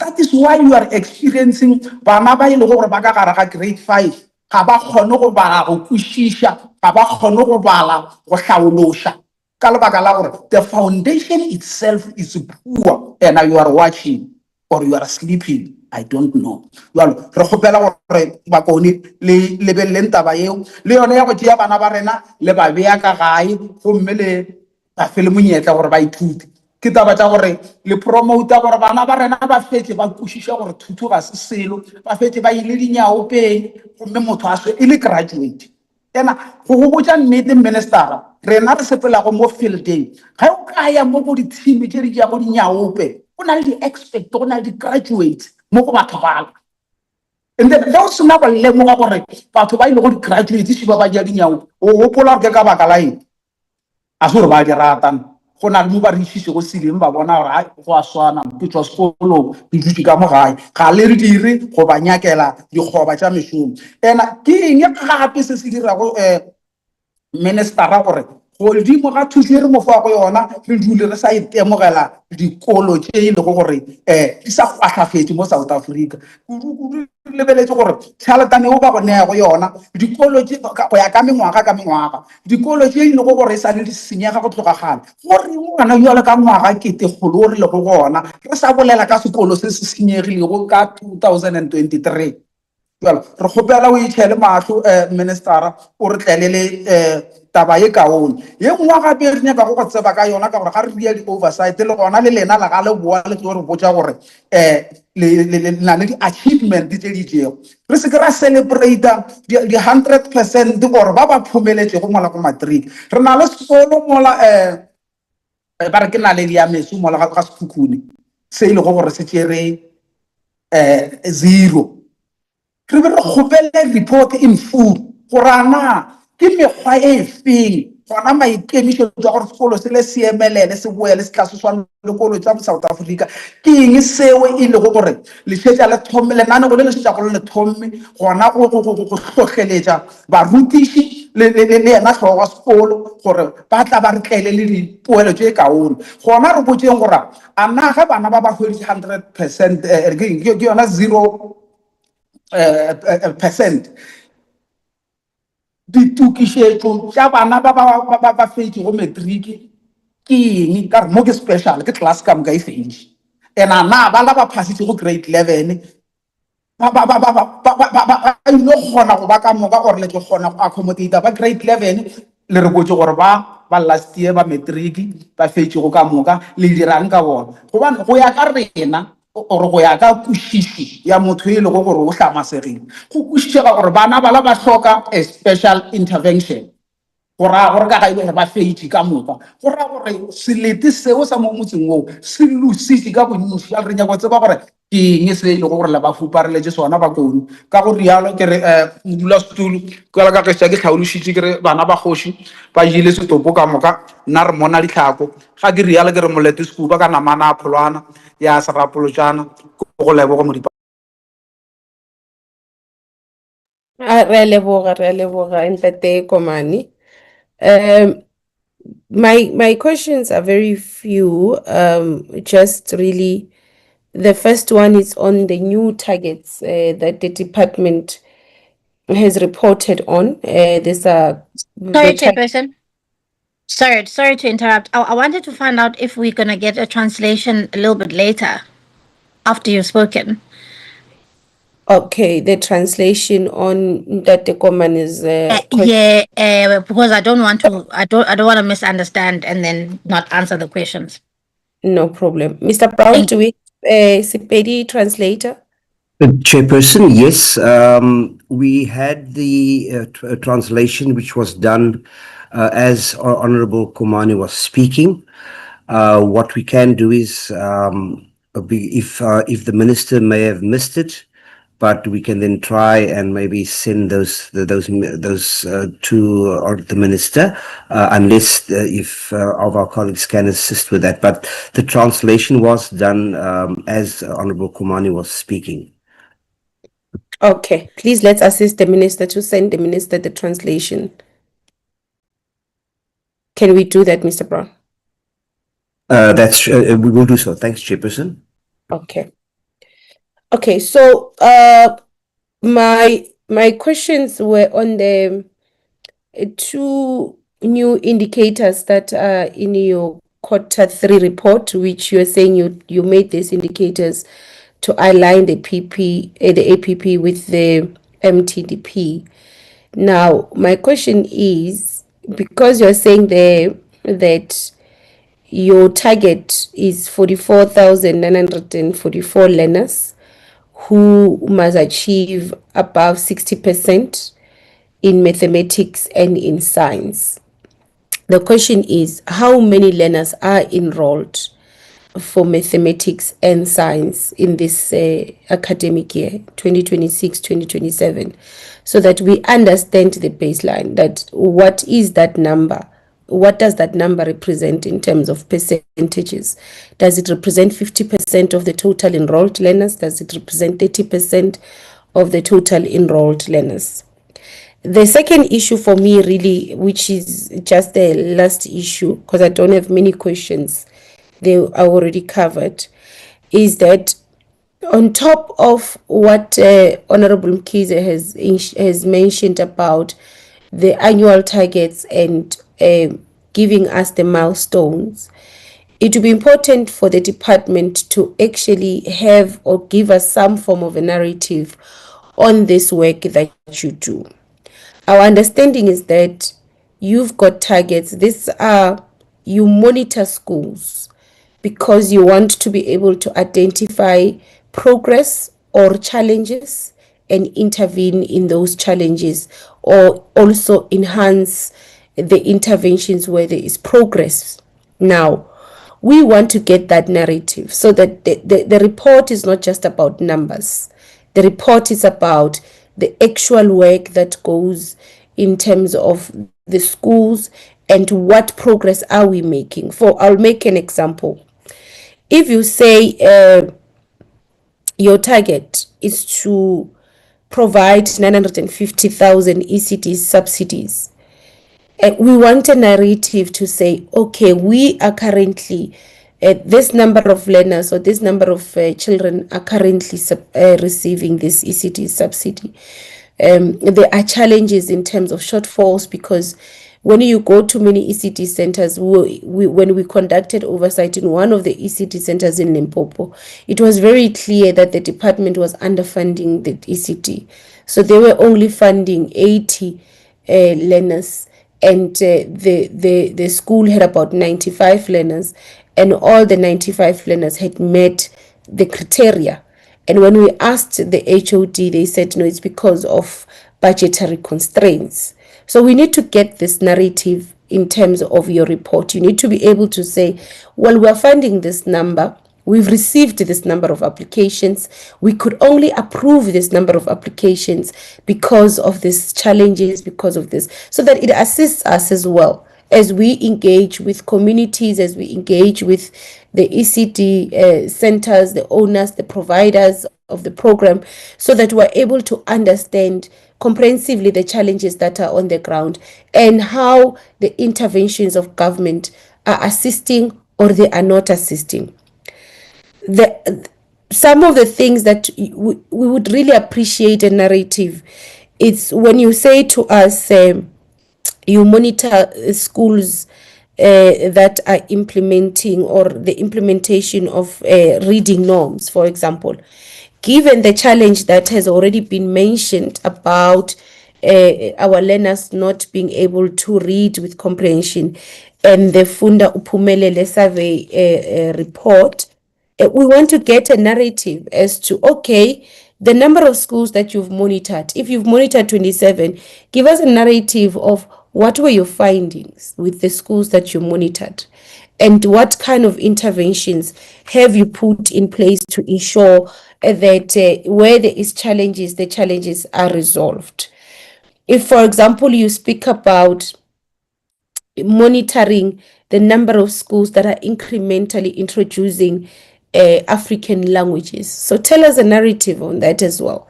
So these schools that you've monitored, the number of schools that you've monitored, how many of them are able to introduce the African languages incrementally? What are the challenges? Which provinces? Because at least you're saying you've monitored this in the Western Cape and in the Eastern Cape.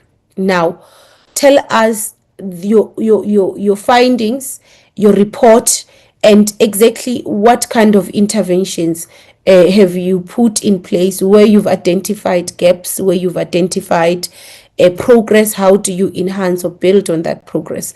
So we want to have this discussion on the quarter reports, because the quarter reports, more numbers. This is a number that we've seen. This is a number we said we're going to see 30, then we visited 30 schools. But we also want a narrative on what do you find, so that we understand that your programs are actually assisting the situation on the ground. So I want to just raise those two issues, that in the next quarter report, colleagues, please do add some form of a narrative on the work you're doing on the ground, so that we don't just hear that this is a number we've covered and this is a number we could not cover, but we also hear the story of the people on the ground, of the learners, of the teachers, of their experiences, and also your experience as a department as you conduct this monitoring work that you are doing, so that it also enhances our work as we engage with provinces. We're able to say, the department monitored 8 schools in your province. Part of those schools is this school. Even if you give, and it would be very good for you to give us the quarter report presentation, but also give us a document that says we visited, these are the schools we visited in this province, and these were our findings. Because then we also then say to ourselves, when we go to conduct oversight, there are issues that were raised by the department on school 1, 2, 3, 4. Maybe let's consider doing an oversight in those schools, so that we're able to see if the interventions of the department are bearing results. So that is what I'm requesting. It might be a thick document, but it will assist us to understand what actually goes into the actual work of monitoring. What do you monitor? When you say you're monitoring districts, underperforming districts, for example, what do you monitor? What do you do when you're saying you're monitoring? And what are your findings? What kind of interventions do you put in place? So that is what I think you can assist us with. But of course, for the next report that you're going to present to us, I'm going to leave it here and hand over to the department for the responses. Minister. Thank you very much, Chair, and thank you to the members and their engagement. And so I am going to refer to some of the questions to the department, but I just thought it would be important to cover a couple of thematic things that did come up. Number one, I think a lot of members, what they are asking for, and I want to lend to your last point, Chair, right at the end, about the narrative of what are we seeing? Are we actually seeing a shift in the work in which you are doing?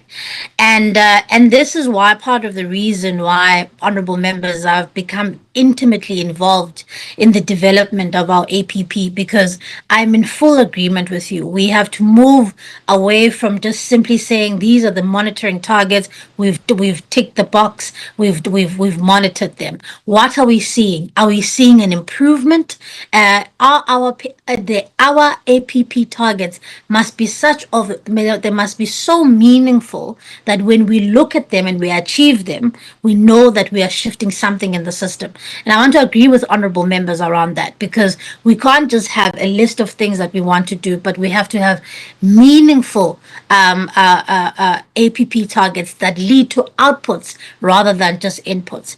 And then the issue around infrastructure. Again, I want to agree with the members that I have been vociferous with the provinces in saying that no province can actually underspend on infrastructure under any circumstances. And so every CEM, we have the CFO will present the performance against each and every one of the conditional grants that they get. And infrastructure is one of those things that is uncompromising, because provinces are in dire need of infrastructure upgrades. We are sitting at 140 billion rand infrastructure backlog.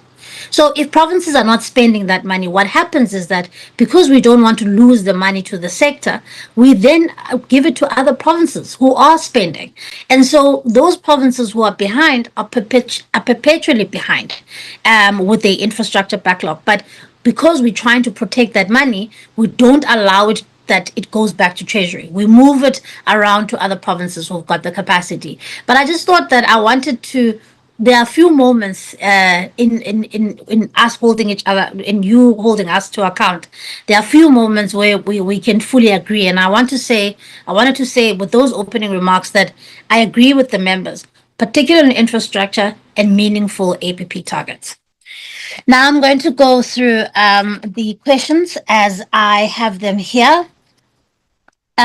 So I've covered the issue around infrastructure. So Honorable Mkhize asked the question, so what are you doing? And I think Honorable Law was asking the same question. What are you doing about provinces who underspend? So as I've indicated, when we meet with them during CEMs, we literally make them account. Why is this not being spent? And Honorable Law used an important point, which the DM has been saying to the provinces. Honorable Law says we don't want a situation where people are fiscally dumping. And it's true, because if you are sitting at 60% expenditure 2 months before the end of the financial year, unless you're saying to me that there are committed projects that are already in the works and that what is left is for you to pay back that to square off that money, it means that you're going to underspend. And I've made it clear to provinces that they're going to have to defend any under expenditure on any grant besides the ECD one. And I want to now go back to the ECD grant and why it is that you will see in some places that we've got a situation where provinces won't perform as well. You'll recall because the budget delays last year, it meant that provinces were only able to get their allocation, that 2 billion that we got from Treasury, much later than we would have ordinarily gotten the money. So because of the parliamentary process of the budget delays, that conditional grant on ECD, I would beg the PC's indulgence that there may be some slight under expenditure there because of the shortened period of time for provinces. Honorable Mkhize also raises the point about what then are you doing to make sure that infrastructure is dealt with. So I mean, because we've now going to stop having a grant that comes directly from DBE, now provinces are going to have the full grant, the full EIG infrastructure. I often criticize colleagues for using acronyms. The full infrastructure grant now will be sitting with the provinces. That then means, Honorable Mkhize, that we have to have a far more greater monitoring capacity than we already have. And we do have a head of infrastructure. We do have an infrastructure unit within the DBE. And so we have the chief director, and he will come in here if there's things that I've missed. So we do that kind of monitoring. We don't just rely on the provinces' reports, but we also go and verify physically some of the things that are being said. Then the other issue I think that came up was annual targets, that we should in future make sure that our reports say, yes, while this is an annual target, this is currently where we are. We've taken on that feedback, and I think we can definitely include that. Then Honorable Mkhize also asked the question around DPME. Absolutely. DPME becomes a very important planning tool for us. In fact, we have somebody whose sole focus at DPME is both basic and higher education. So DPME is intricately involved in our planning of our APPs, our 5-year strat plan. So that is, on that side, is sorted. Then the other issue, I think Uma Mukaban Mantshaba raises this issue around ifunza loshaka and ndiyacinga uba mandiyi-explaine kakuhle uba yenze how it works. So obviously we allocate bursaries and that way encouraging younger and younger people to take up this profession. And we want them to be qualified and we want them to be employable. But then I need to then explain that there's then a separate process that says there isn't an automatic, if you got a Funza Lushaga bursary, you now need to be placed. There needs to be a vacancy that is funded, and then people apply and then they get into that work. And so obviously what we would like to see is more of our Funza Lushaga bursary holders getting in placement in schools, but the issue around the fiscal envelope becomes a problem. And so that's why I wanted to explain the relationship between Funza Lushaka bursary holders and job opportunities, that ultimately even when they do have the bursary, ultimately they'll still need to apply and go through the process of applying to be an educator at a school, if obviously there's a fully funded post that they can go into. So of course, as I said, we would want there to be a greater link, but we can't always guarantee that, because provinces are the employer. They are the ones who are deciding on how best, where to fill in the post. Then I also think the broader issue, I think members are also trying to say here, I think also Honorable Shikwambana raises the point as well about, look, how do you allocate teachers? Because in some instances we've got, overcrowding, that is, a lot of learners to one teacher. And that's why we've begun the work of reviewing what we call the post-provisioning norms. And that is basically a policy that decides what the ratio is between how many learners per teacher. And the PPN, the post-provisioning norms, haven't been updated in 20 years. So our view is that that is a long time. The shape and size of the education system has evolved, and therefore we have to update the post-provisioning norms. And we are making that undertaking to you now, that the work is underway to see, are we catering for what we currently have with what we currently have. Then another issue that came up, and I think it came up pretty sharply, was the issue around the safety in schools. I think it was Honorable Shigwambana who asked the question, are you seeing a tangible difference? I want to assure members that actually this has been one of the most active protocols that we've had, at least since I've been around, because that work happens with or without a minister. It doesn't require you to be there in order for that work to happen. In fact, within the first 2 weeks of us signing that protocol, there was a raid, an unannounced raid that happened in KwaZulu-Natal, where knives and weed and things like that were confiscated from learners. So all the DBE has dedicated people whose job it is to make sure that we are training schools on the safety protocol, what needs to happen. In fact, I recently was in the Gokha municipality area a couple of months ago, and I did an unannounced visit at a school where there was a stabbing, where one child stabbed another to death. And what I wanted to see there was that, is the safety protocol being implemented? Or is there a safety committee in the school? And are you still meeting with the SAPs and the SGB and making sure that all of these things are in place? And I was pleased to see that in fact is the case. So I think that beyond, and I hear what members are asking, saying, can you show us a shift in once you've applied this protocol? The reality is that we may try to do that, let's say in over a year, and we can see and study and see if there's been a reduction in school violence in particular, because that protocol seeks to deal with the issues around school violence as a problem in terms of children bringing knives in the school and the like. But I also just want to remind members that obviously, members, this is a big fight for us, because the reality is that schools are a true reflection of the communities that they are in. So if you're asking, I mean, if you're going to go to a school in the middle of the Cape Flats, you are likely going to see that gangsterism is a problem, and that recruitment of young children happens in those schools. And so ours is to try by all means to make sure that there's no criminal elements in the schools, both for other learners and the teachers. But ultimately, the safety aspect and the crime issue in South Africa is one that plays itself out very much in our schools. And so it's going to need us to have a lot more of a whole of government approach. Then I just want to speak around the issue around Ufunda Upumelele, the survey, that Funda Uphumelele and mother tongue based bilingual education in the department are dovetailing together. The reason why Ufunda Uphumelele is an important one of the surveys that we did is that it confirmed what we had already been suspecting, that in fact mother tongue language is not a hindrance to literacy, but it actually is an enabler.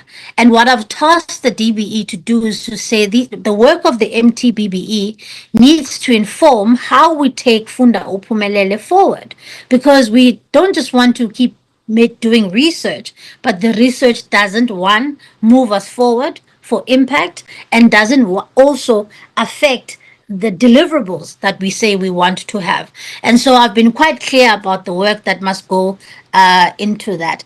So I think then Honorable Maimela asked the number of learners who are enrolled. I think DDG Gaya, if you can help me out here, who are enrolled for 2027 for maths and science. And I take the point around the narrative with the numbers. And that's why I was saying right at the end that members, we agree particularly on two things: that targets are not targets for the sake of themselves, and that infrastructure spending in provinces has to improve dramatically. And in fact, provinces who underspend are going to be the biggest losers, because provinces who do spend, that money gets directed to them. So I want to assure you that every single CM, the deputy minister, can attest to this. Every single meeting we have with the provinces, we are very clear about the fact that there's a danger here. You are in the red. You're not going to spend if you're continuing at this pace. So there are some questions like the learners that are enrolled for 2026, the entrepreneurship curriculum. We've got a partnership there. If somebody can please come in and speak to the members about the entrepreneurship curriculum that we've got a partnership with there. And then I think those may be the only questions that I think I've left out. Deputy Minister, is there anything you would like to add?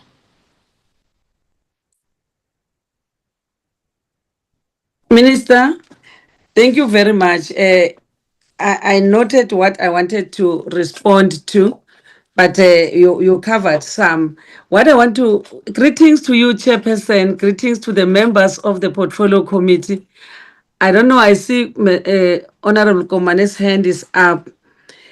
Chair, I wanted to respond on the cumulative reporting. I know that the officials will still respond on that by Honorable Mkhize, that it's a norm that when we speak of a quarterly reporting, our work is segmented per quarter, that this quarter we're going to do this quarter, and that's how we've always been reporting.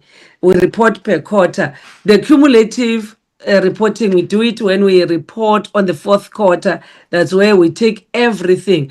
But if Honorable Mkhize can remember, when we reported on the performance of the first quarter, we did indicate as to how far, and most of the things, Chair, were that we have almost achieved, except one or two, which we indicated how were we going to recover on that, same as quarter two.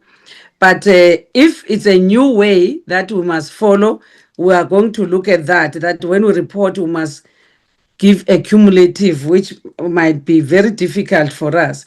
On the overcrowding, it's a fact. Most of the schools, you know that always indicated in the portfolio committee that our numbers are increasing. The numbers are increasing, the population is growing, but the resources, the financial resources to be equitable to the growing numbers is not the same.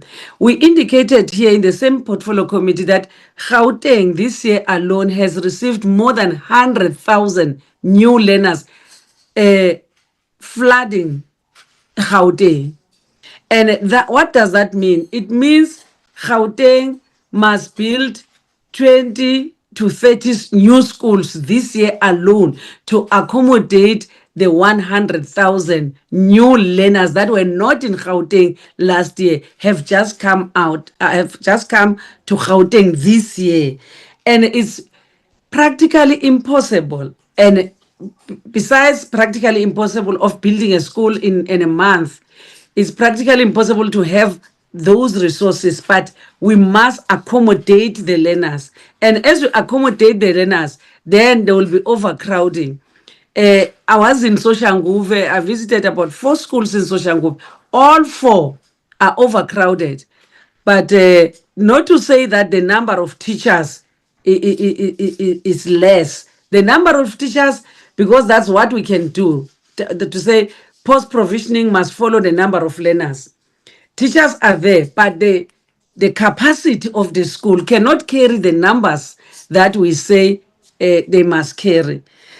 So it's something that, as Minister was saying, that we need up more than 150,000 to 150 billion rands to be able to, that our infrastructure should be on at par with the number of learners. We are not running away from our responsibility. It's just a reality that we are facing. So, appointment of teachers.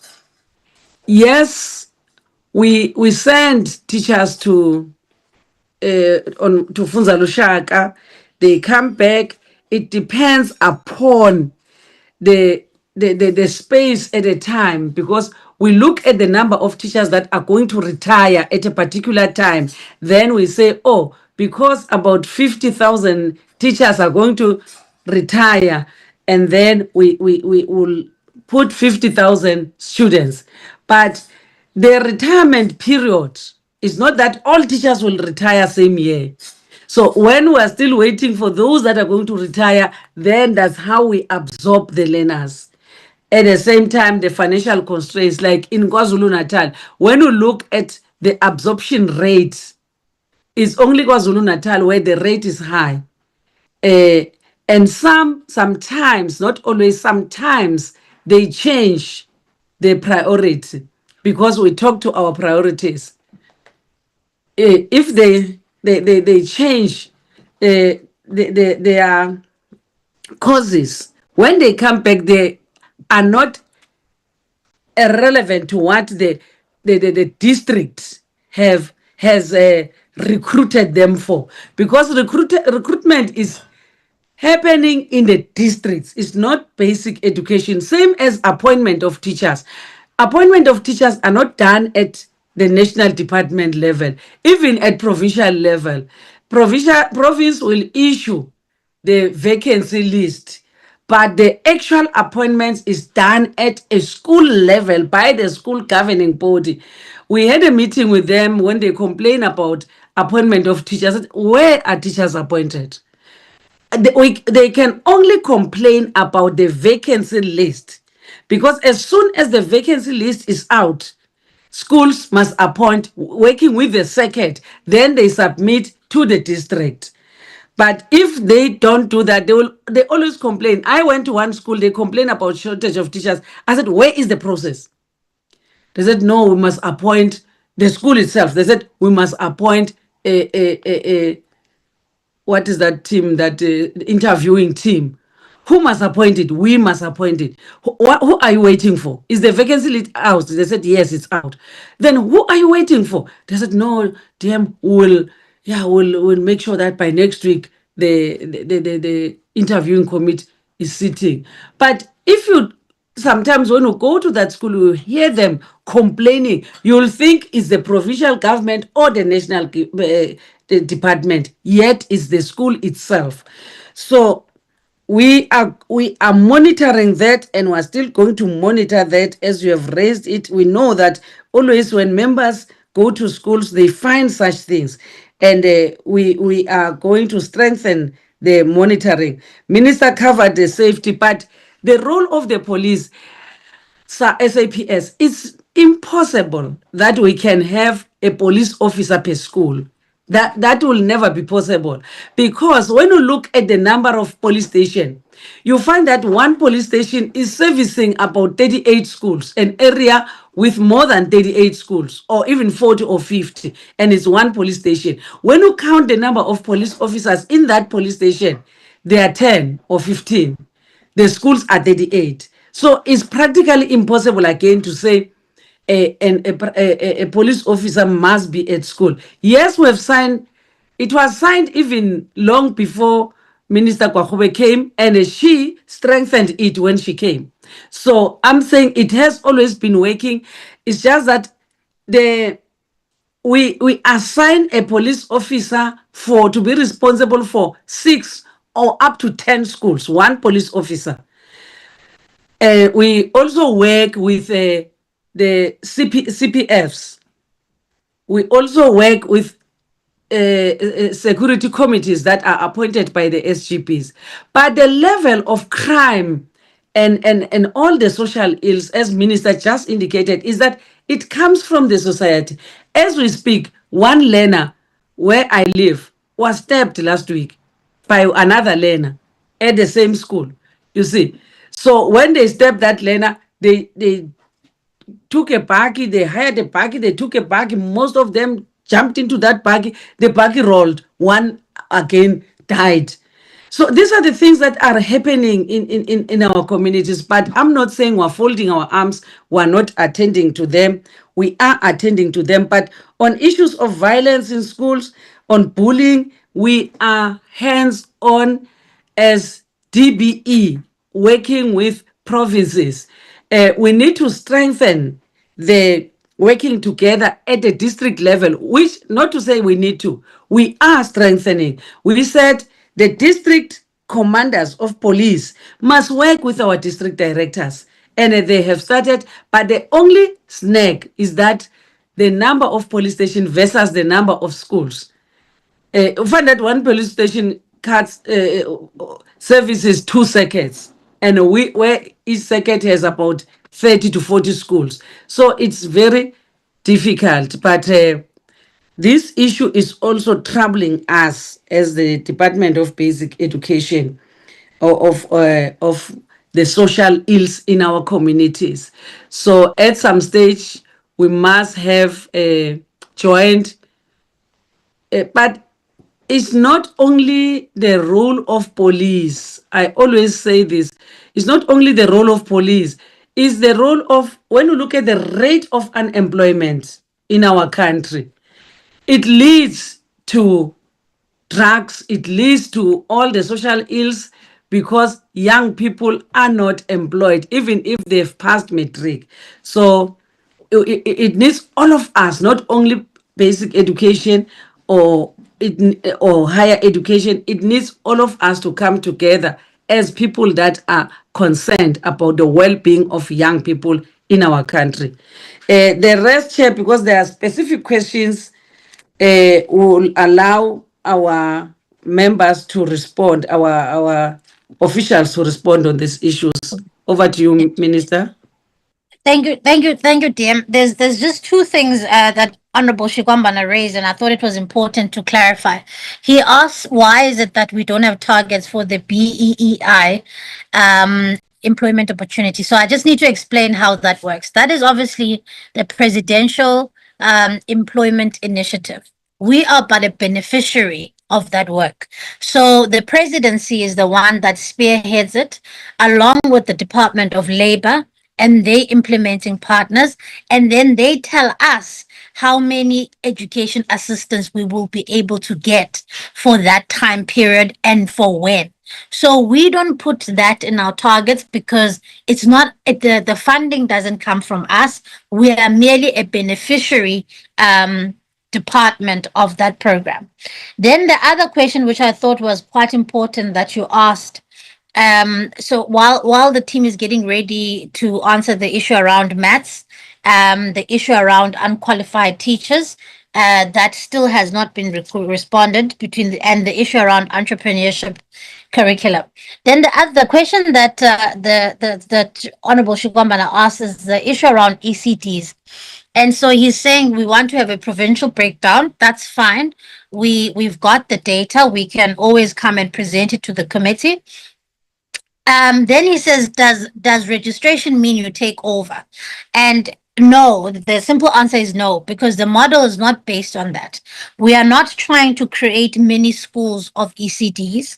Remember, the ECD sector was there long before the basic education department migrated the function to us. So it's a partnership where we're saying to practitioners and ECD owners that register your ECD so that we can help you with structured curriculum.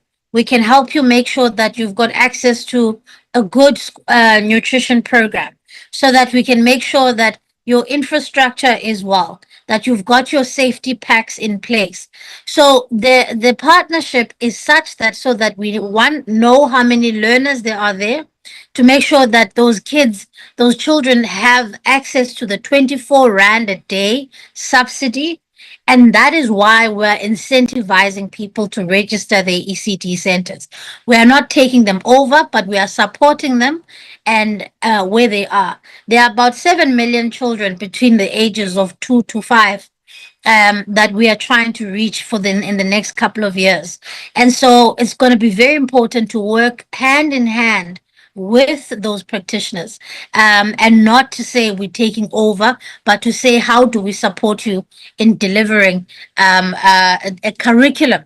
It's where it's not just about playing and eating and sleeping, but there's a curriculum that helps children cognitively develop at the age at which they need to, which is something that Honorable Joran asked, and that's why we value things like the benchmarking tests like Thrive by 5, because they are showing us whether or not there's a huge difference between children who are cognitively developed by 5 who attend an ECD center and those who are just 5 and have never attended a structured ECD center.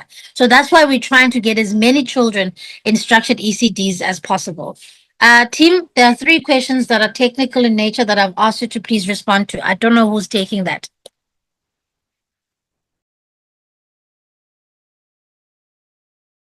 Did you?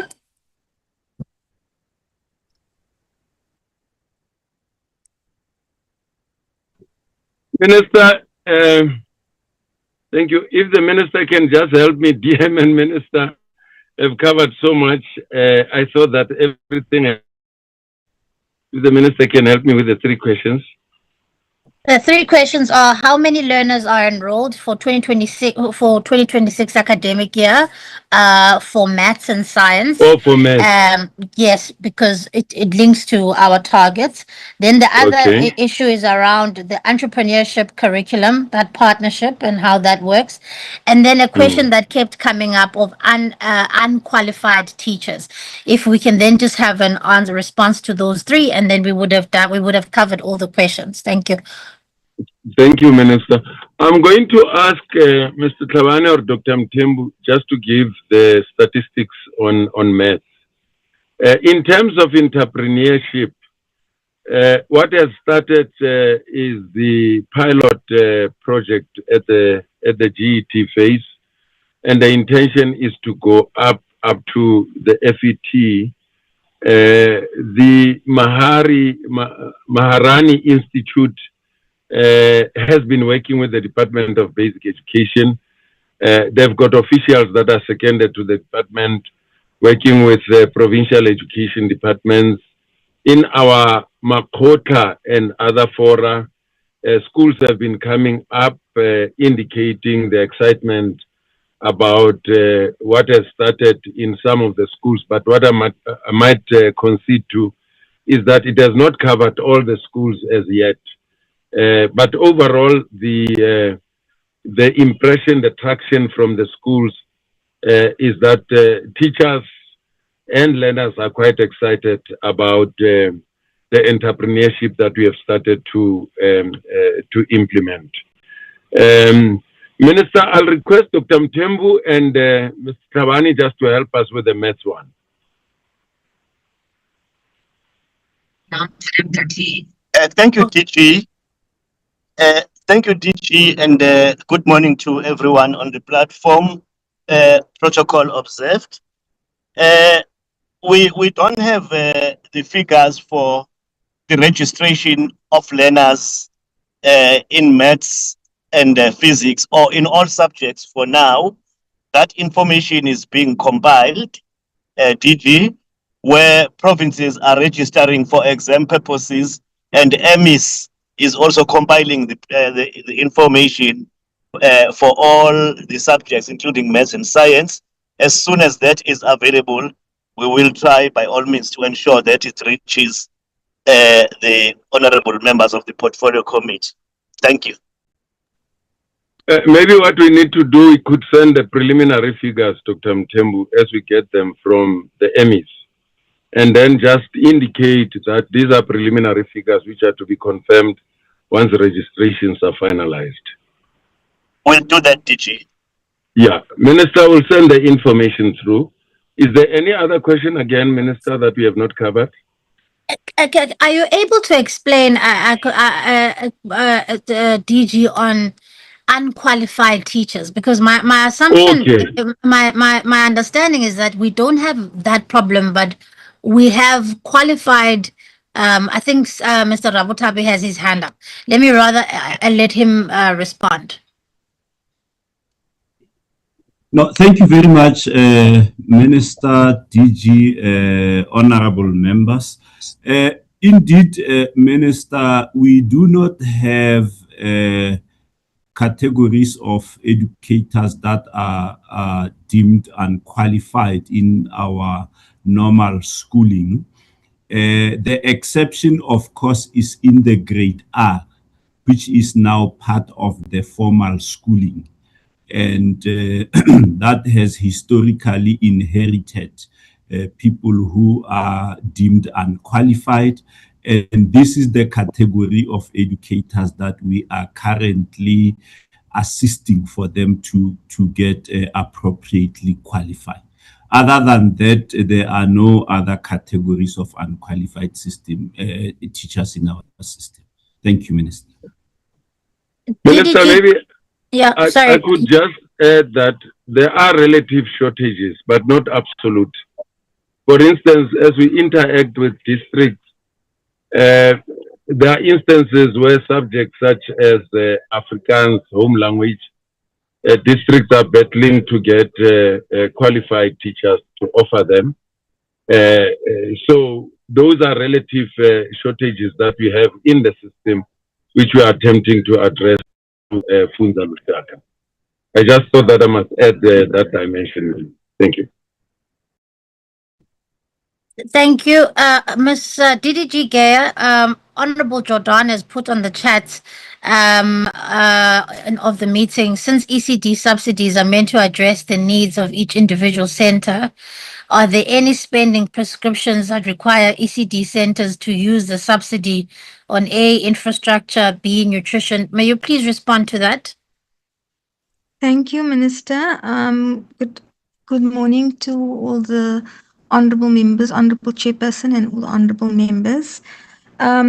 Yes, Minister, the answer to that is that there is a pro rata formula of what the money needs to be spent on. The money is not for infrastructure per se in terms of repair of building, because that is a matter that from COCTA they try and support the centers from their budget and they put it in their one plan. But we do prescribe that the money, the larger percentage of the money, in some instances it is 50%, as much as 50% goes towards nutrition, and then the remainder is spread between a percentage, which is I think 30%, that goes to resources and ensuring that they have the learning materials available in the center, and the remaining 20% goes towards salaries if we take it on that 50-50 split of nutrition and then the other money, between resources and the salaries that is paid. And it on the part of the salaries, it is a very small portion that they have. The increase of from 17 rand per child to 24 rand would obviously help that 20% in what it really translates to an amount. We are looking at if we can't increase the amount for salaries, so that there's a better salary remuneration offered there, and that we reduce it on the resource packs, especially since we have in this year provided resource packs to the centers from funding that we got from Treasury. Thank you. Thank you, Chair. I think that covers it on our side. Thank you very much, Minister and the team, for the responses. Honorable members, if there are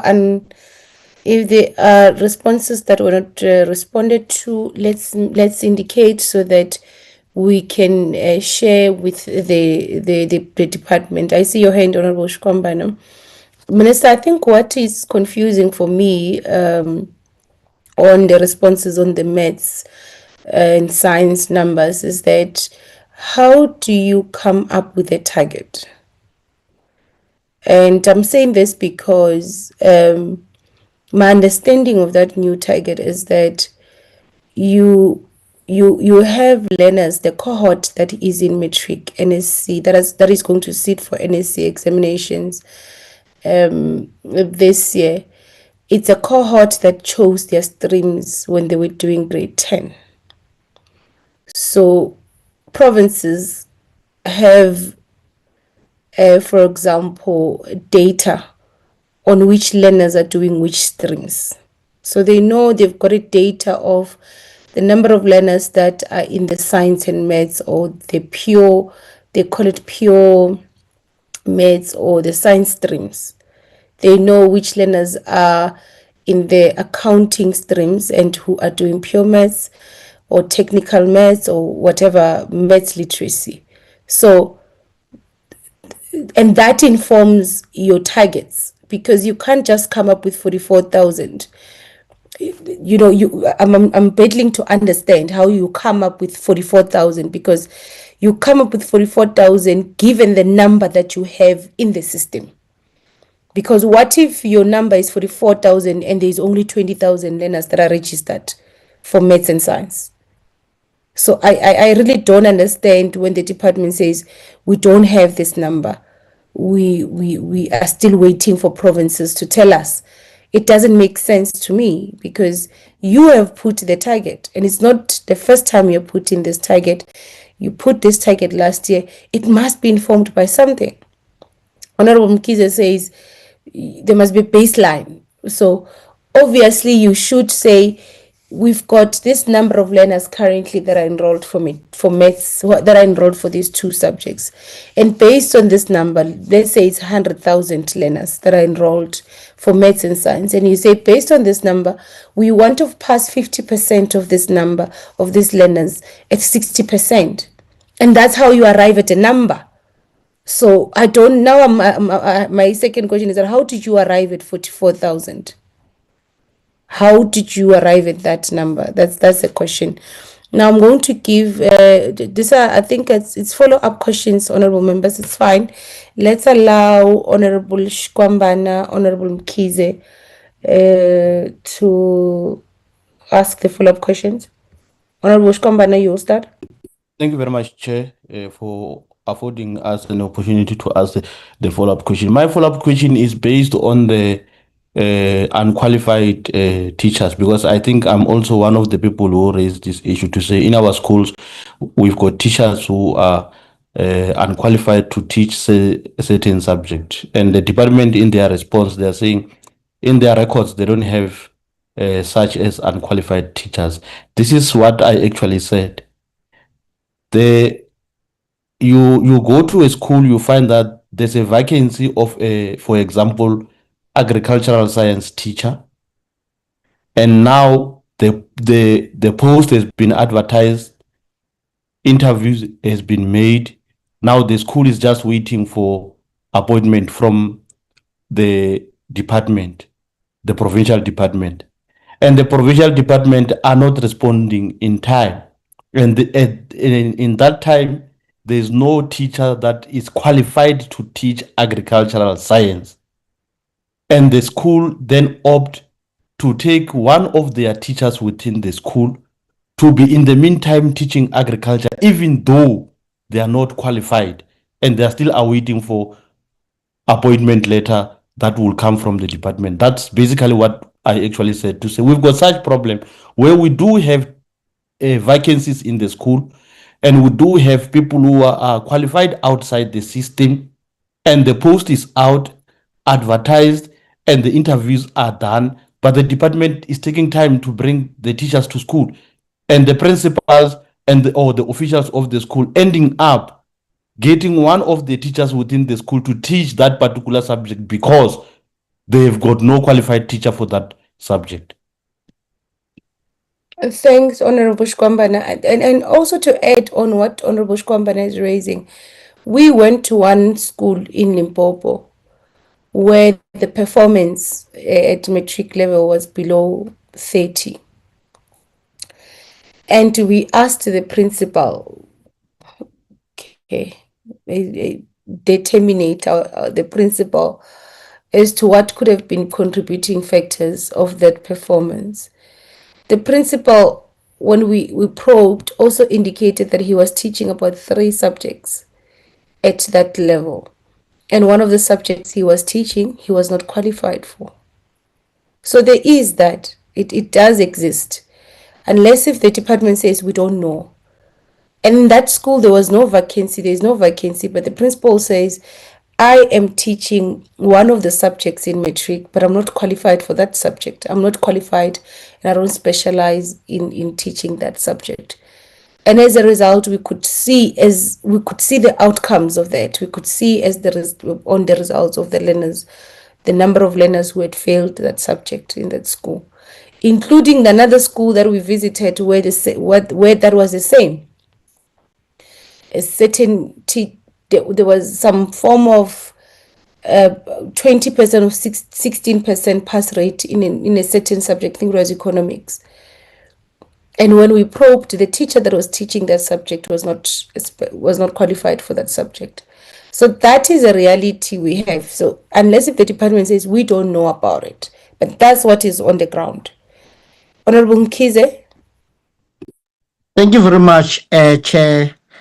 Point 1 is on electronic monitoring system. I asked if the minister has one. And the minister is very important, minister, for you to have that, because you have to provide strategic, tactical, and technical guidance to the department. So if you don't have that bird eye view, which gives you a granular level of detail at the same time, you'll not be able to do your actual job. So I want to know if you do have that electronic system where you can just log in and see exactly what's happening in terms of tracking performance against the program priorities. At least at the level of a DG, if perhaps you think it's not your detail, but I think it is your detail because you need to have insight as a minister as far as performance is concerned, considering the current challenges that we're having. Point 2, cumulative monitoring of performance. Deputy Minister, yes, I'm just asking for a column, not a new presentation, for you to create another column on your slides, which shows progress towards annual targets. There's nothing wrong with you reflecting on that as you move through the quarters. because the deficit you had in the previous quarter has to be pushed forward to the following quarter or quarters. We need therefore to know and see how to upscale performance to catch up with the previous lacking performance, the current performance moving forward. There's everything to pay to gain for you to add that column. In that way, our discussions will be much richer, and as a committee will be able to tell you where you may be having could be blindsided on. Last point, the employment of more teachers. I think this point is made by myself, Lo, and Chikwambane. If you look at your strategic priority 2, Minister, you say you want to ease the financial burden to household and all that, and you're using that pillar as part of contribution of the Department of Education to creating jobs in the country. So your obvious opportunity is to employ teachers. Pedagogically, you are able to strengthen the efficacy thereof. And in terms of national priorities, you're able to create more jobs. And Skomban spoke about the schools of Shaka teachers. You even have a pool to really easily hit 2 birds with 1 stone. Thank you, Minister. Thank you, Honorable Mkhize. I think just to add on your point, as the department responds, and this was hammered by Honorable Komani as well in Honorable Law, that one of the things that I think we might have a discussion with the department is your monitoring role as it relates to the independent schools, because the system, the education, the basic education system in our country, we have the basic education system, and we've got also independent schools, the public schools and the independent schools. And in one of the engagements we had with SACE, it was very clear from SACE that the high number of foreign national teachers that you have in the system are actual. And we spending money, we invest on educating and creating that skill. And they just choose to ignore that skill. So I also want to hear if there are those conversations and what are the challenges with those conversations, what are the barriers? Because already where we are seated, SACE has already confirmed to us that independent schools actually employ more foreign national teachers, even for subjects that are not where there is no challenges in terms of availability. So of course you think maybe because of maths and science teachers are rare, as a result they will opt for foreign national teachers, but that is no longer the case. So we want to hear if you are also doing that advocacy work, because it is important that we do it. So I'm going to allow, I saw DG's the hand was up. Maybe if we give a DG, if you wanted to respond to this question, and Honorable Mkhize is correct, we need that milestones column where we are able to track if you're on course in terms of achieving your annual targets. I don't think it will be difficult, DM, to add a column where you indicate cumulative achievements, because in the second quarter report you would have reported to us on the targets that you've met. So it's just additions. It's just to say, okay, in the second quarter we had visited 20 districts, or we had monitored 20 districts, and then in this quarter we have now visited 5. And I don't think that is very difficult. I'm going to allow, so I see the hand of, is it Mr. Musimehe and DG and the Minister. Mr. Musimehe? Or Minister, should I start with you? No. I was going to suggest, Chair, if we can, I think what is an important question, I think, is how the targets are set. I know that there's a way in which targets for every year is set. So if we can have that, and I think Stella is the one who's probably going to respond to that, how we set targets per year. And then the issue around I think Mr. Rabutabi must come back again on the issue around teachers and their qualifications and the like, and how we're trying to plug those gaps, especially if the DG could perhaps come in on that as well. And then I'll respond lastly to Honorable Mkiza's question around management and an electronic monitoring system. But I think DG and Stella can go now. Minister, before DG and Stella. Thank you. I said before DG and Stella comes in. Am I audible?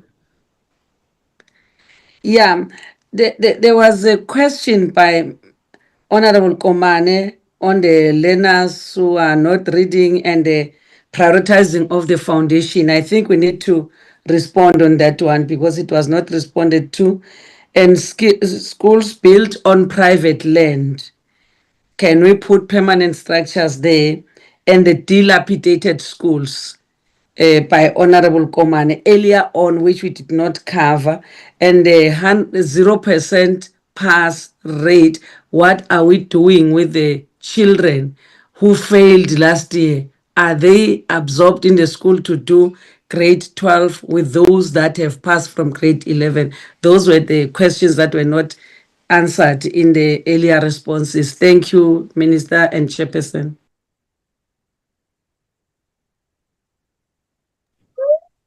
Okay, Minister, should I go? Please go, DG. Thank you, thank you, DM, for the translation. I am challenged with Sipedi slightly, so thank you for putting those on the list. DG. Yeah, no, I must apologize. I now understand the issue of unqualified teachers. To us, unqualified teachers, it means people don't have a qualification in the profession, and not that they are not qualified to teach. You can be qualified, but having majored in subjects that you are not teaching, and therefore you are not qualified in those subjects, but you are a qualified teacher. And indeed, I identify with what the Honorable Chair and Honorable Shikwambana have indicated. There are those instances. And in some cases, you get that the human resource planning in an institution has not been done properly. You'd find that sometimes you've got too many teachers who are offering languages, but you have a shortage in agriculture. And because you've got too many teachers who are offering or who have majored in languages, you are unable to get a teacher for agriculture because your post-establishment is full. But some of the people that you have, you actually don't need. But until you are able to either redeploy them elsewhere, you are unable to get a person who's suitably qualified either in agriculture or in economics or any other subject. I initially thought, just like Mr. Happy, it's about people who are not qualified to teach. Our definition of being unqualified in education is not being, qualified or not having a qualification to teach. But the way they explain it, I think I do identify with it. And I also agree with the Honorable Chair that there are instances where provinces and Honorable Shikwamba take longer, especially this year and last year. And the reason is because provinces are experiencing serious cash flow problems. Not only KZN. I mean, I was shocked. Affluent provinces like Gauteng and Western Cape also experience cash flow problems. Gauteng has not appointed many of their subject advisors. They are waiting until the 1st of April, even this year. Every district, I'm only left, I think, with 2 districts to finish in Gauteng. I was in one today. It's the same thing across all the districts of Gauteng. They don't have money to fill their posts. And I also want to add to what Honorable Mkiza said about Funza Lushaka graduates who are available. Indeed, it is true. But the problem is that there's no money to appoint. Budget cuts have left provinces almost on their knees. Provinces don't have money to appoint. And that's why even people who were paid for through taxpayers of this country to be trained and be qualified, some of them we end up releasing them to go and look for employment elsewhere because money to get them appointed is not there. So those are some of the challenges that we have, which I thought, Minister, I could just contribute to. But the issue of qualified educators, I do understand. And the last point about maths, the chair is right. It now occurs in my mind that if we're talking about targets in the third quarter, those targets were meant to be achieved in 2025. So it's not about the new figures that are coming for 2026, which will then be relevant for the APP of 2026-2027. So we need to go back and give Chair the baseline of 2025-2026, which would have been the academic year of 2025. And those figures are there. And it shouldn't be figures that we are waiting for. I must also apologize for having not maybe understood that well. So Chair is right, the baseline is there because we are dealing with the APP of the current financial year, which will come to an end at the end of this month. I just thought I must make a contribution in those three, Minister. Thank you. Thanks, DG. Stella? I think perhaps on how targets are set based on the cohort and the like, DG has provided a broader, but I think it's important to help members understand how we define targets. I'm assuming you were coming in on that. Yes, thank you, Minister, and thank you, Chair. Let me start with that very one on baselines for maths and science, because the Chair was looking at those two as the two indicators that we added as we are revising the APP. So indeed, we use metric examination results to determine the baseline for a new year. So if like now we are about to table the 2026-27 APP. So the baseline for those two indicators will come from the 2025, the December, if I may put it that way, the November-December 2025 examinations. From that examinations data, we extract the program managers go into the database, which is our source of evidence, and they compute the percentage of learners who passed at 60 or above for the two subjects. And the computation goes by using the number of learners who wrote as a numerator and the number of learners who passed at 60% and above to get, if it is a percentage, we express it calculating it that way. If it's a number, we just express the number. So, Chair, the numbers that we used in the 2025 APP where the baseline was derived from the metric 2024. And then maybe to just make a further comment. Stella, maybe just on this one that you were saying, Yes, where you utilize the baseline based on the previous year's pass mark. And my argument is that on this target, that can't be the premise of your target, because firstly, here you don't know how many matriculants you're going to register, because it depends on the number of learners that are participating in that subject. So how do you, because if you're saying we depend on the matric outcomes, it means you depend on the number of matriculants that were doing maths and science in the previous year. And then you just say no, 44,000. So that is just an estimate. And my question is, it doesn't have to depend on this one. It must depend on the number of matriculants that you have in the system that you know are doing the subjects. So if there are 300 and then you say, we want to pass 30% of this 300, at 60%. Because the numbers will vary. You might find that the class of 2024 had much more many matriculants that were doing maths and science. And the class of 2025 is lesser matriculants that are doing maths and science. So I'm still not clarified on that one. I think the DG had tried to clarify me, and I thought you were going to provide those numbers so that we know what percentage constitutes this 44,000. Is it 30%? Is it 20%? We want to know.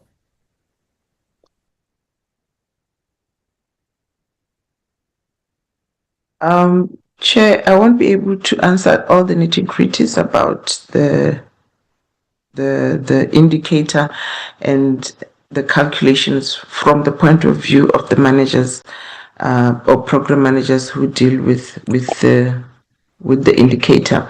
What I can confirm with you is that they do track through the operational plan. They do track the number of learners that take maths and physical science on an ongoing basis. So every year they do track that, because it is based on that, as you are rightly saying, that you are able to compute or to estimate or calculate what percentage, if we are using percentages or the numbers that are predicted. Obviously they will, for instance, when we were working with Mr. Kabani, who's the program manager, they estimate by using 5% based on the number of, from one year to the other, and against the number of learners that have registered for those two subjects, or the number of learners that are taking those subjects. They will keep on adding 5% to the baseline for their MTF targets. I see the DG's hand is up. I don't know whether I should finish trying to respond to the other issues, or he wanted to add on this one. I'll pause.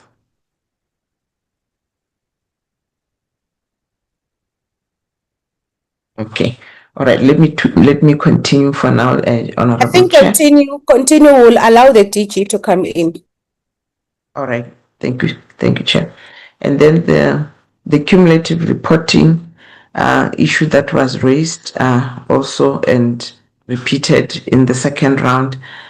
If you look at the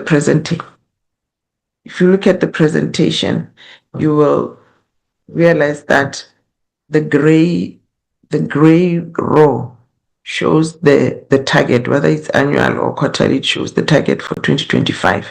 Then the white row shows the output for quarter one, quarter two, quarter three. And quarter three, we have done it in blue to show that this is the quarter that we are reporting against, but we are also tracking the overall performance as we move from one quarter to the next towards the end of the financial year. So any of the indicators that are quantitative that are there have got all the cumulative, have got the individual outputs for quarter 1, 2, and 3, and then there's a total at the bottom that will give us an indication of where we are against the annual target. For instance, if you are looking on slide 14, indicator 113, the target was 18, and it shows the output for quarter 1, quarter 2, quarter 3, and the total that has been achieved. However, on the qualitative indicators, especially that are annual, we are still working on that with managers on how they should effectively report on the milestones that are achieved as we track or we monitor an annual target. Some are doing it well, some are not doing it very well, and we spoke about it as management. So we will improve so that in 2026, which will be the new year, our tracking of milestones, whether an indicator is qualitative or when it's quantitative but annual, we should still be able to say if the target is 100 but it's annual, where are we? Are we at 50 or 70 or 91? So that's about the cumulative reporting. And then the narrative also, which was a concern raised by honorable members. The full annual report shows for every indicator the work that has been done against that indicator.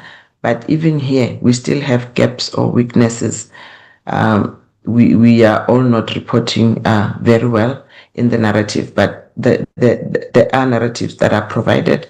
I think we will enrich and follow up with everyone so that we do the right thing, specifically to capture not just the numbers, but the challenges also that we face as we implement, and possibly the remedial strategies where that implementation is not doing very well. Okay, I will stop there, Honorable Chair. Thank you. DG? DG, yes.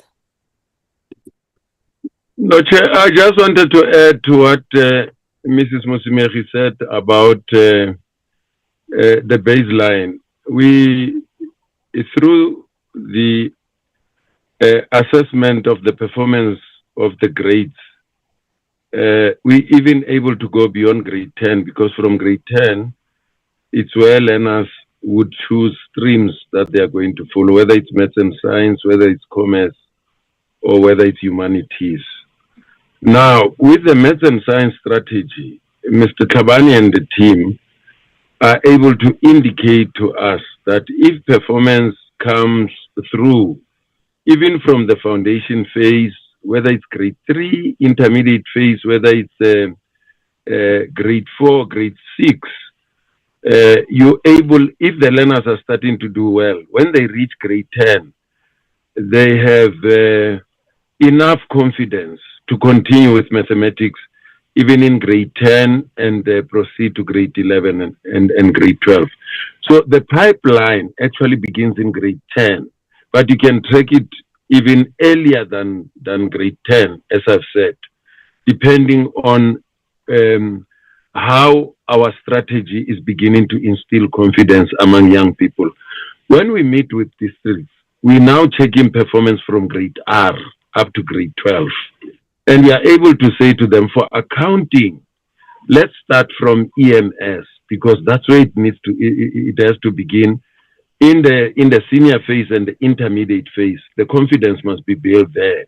Once we see the confidence building, the numbers, I mean, in some districts, they were even saying to us, watch our numbers in 2027, because from EMS, we have been able to build a solid foundation. You can now see it from grade 9 and grade 10. Learners are much more confident in doing accounting and economics because of the foundation that we have built in the pipeline from the bottom. So that's the baseline that we use to inform our targets. Even if there are variances, the variances would not be much. We are trying to be even more stricter than we used to do it before, not to allow learners to change subjects in grade 11 and grade 12. Some provinces are still allowing them to change in grade 11, but others don't. But in grade 12, we don't allow learners to change at all, because it's going to, affect our targets negatively. I just wanted to just make that contribution. Thank you very much. DG, I hope this is a commitment that you're going to give us the numbers. Yes, indeed, Chair. We'll give you the numbers for last year in terms of the current APP. Okay. Yeah. Minister? Just a last question on my side. I think Honorable Mkizo asked a question around monitoring and having a bird's eye view on the work of the department. In fact, Chair, what we are doing is we've got what we call the ministerial management meeting that we hold every single month. And each of the branch heads essentially report back on how we are doing in terms of, one, against the annual performance plan, against the 5-year strat plan, against SONA set priorities, and against our priorities as the 7th administration. So we are consistently doing that so that we can, the DM and myself can have a proper sense of what each and every one of the branch heads are doing. Additionally to that, obviously the DG and myself have our our one-on-ones in which he reports on some of the work that's happening in the department. So I think, Honorable Kize, I have a very good sense of where there isn't performance as we would like to see it.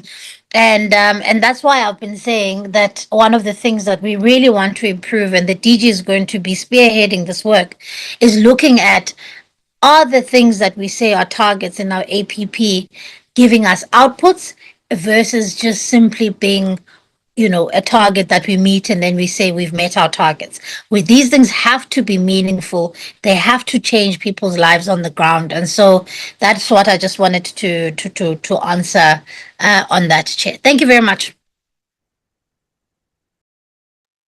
Thank you very much, Minister. And Honorable Komani, I'm not going to take that hand because we had all the time for follow-up questions. If it is still an unanswered question, please write it down and let it be Ask it, Chair. There is somebody who made follow-up on my behalf, but still don't answer. Or maybe I must go and ask it in Harare, not here in Yes, South Africa. where you should go and ask it, Honorable Command, because we did give, if the follow-up question is still not responded to, Honorable Command, let's put it in writing, and let's allow the department to respond, give a written response. And unfortunately, Honorable Command, because if we allow a second set, we're not going to finish, and members have to prepare for the afternoon sitting. So we want to thank the department for the presentation, for the responses, and to the team. As you know that we are nearing the end of the first term, we are going to be trying to come up with a draft for the second term program, and I think members should deposit with us on some of the areas that they want us to focus on. I am thinking that we might need to engage with the ELRC report if it is ready, and also engage with the progress on the Children's Amendment Act, the Bella regulations, the three-stream model implementation, and that session on transitioning by our learners, where we will have a joint sitting with other departments. We will also be undertaking an oversight visit when we start the term, and we are going to go to Mpumalanga. It's one of the provinces that we have not visited yet. And so members should deposit their ideas so that we don't, in the middle of implementing the program, members are saying, but this is not our program, we didn't adopt it, when we know very well that we did adopt the program.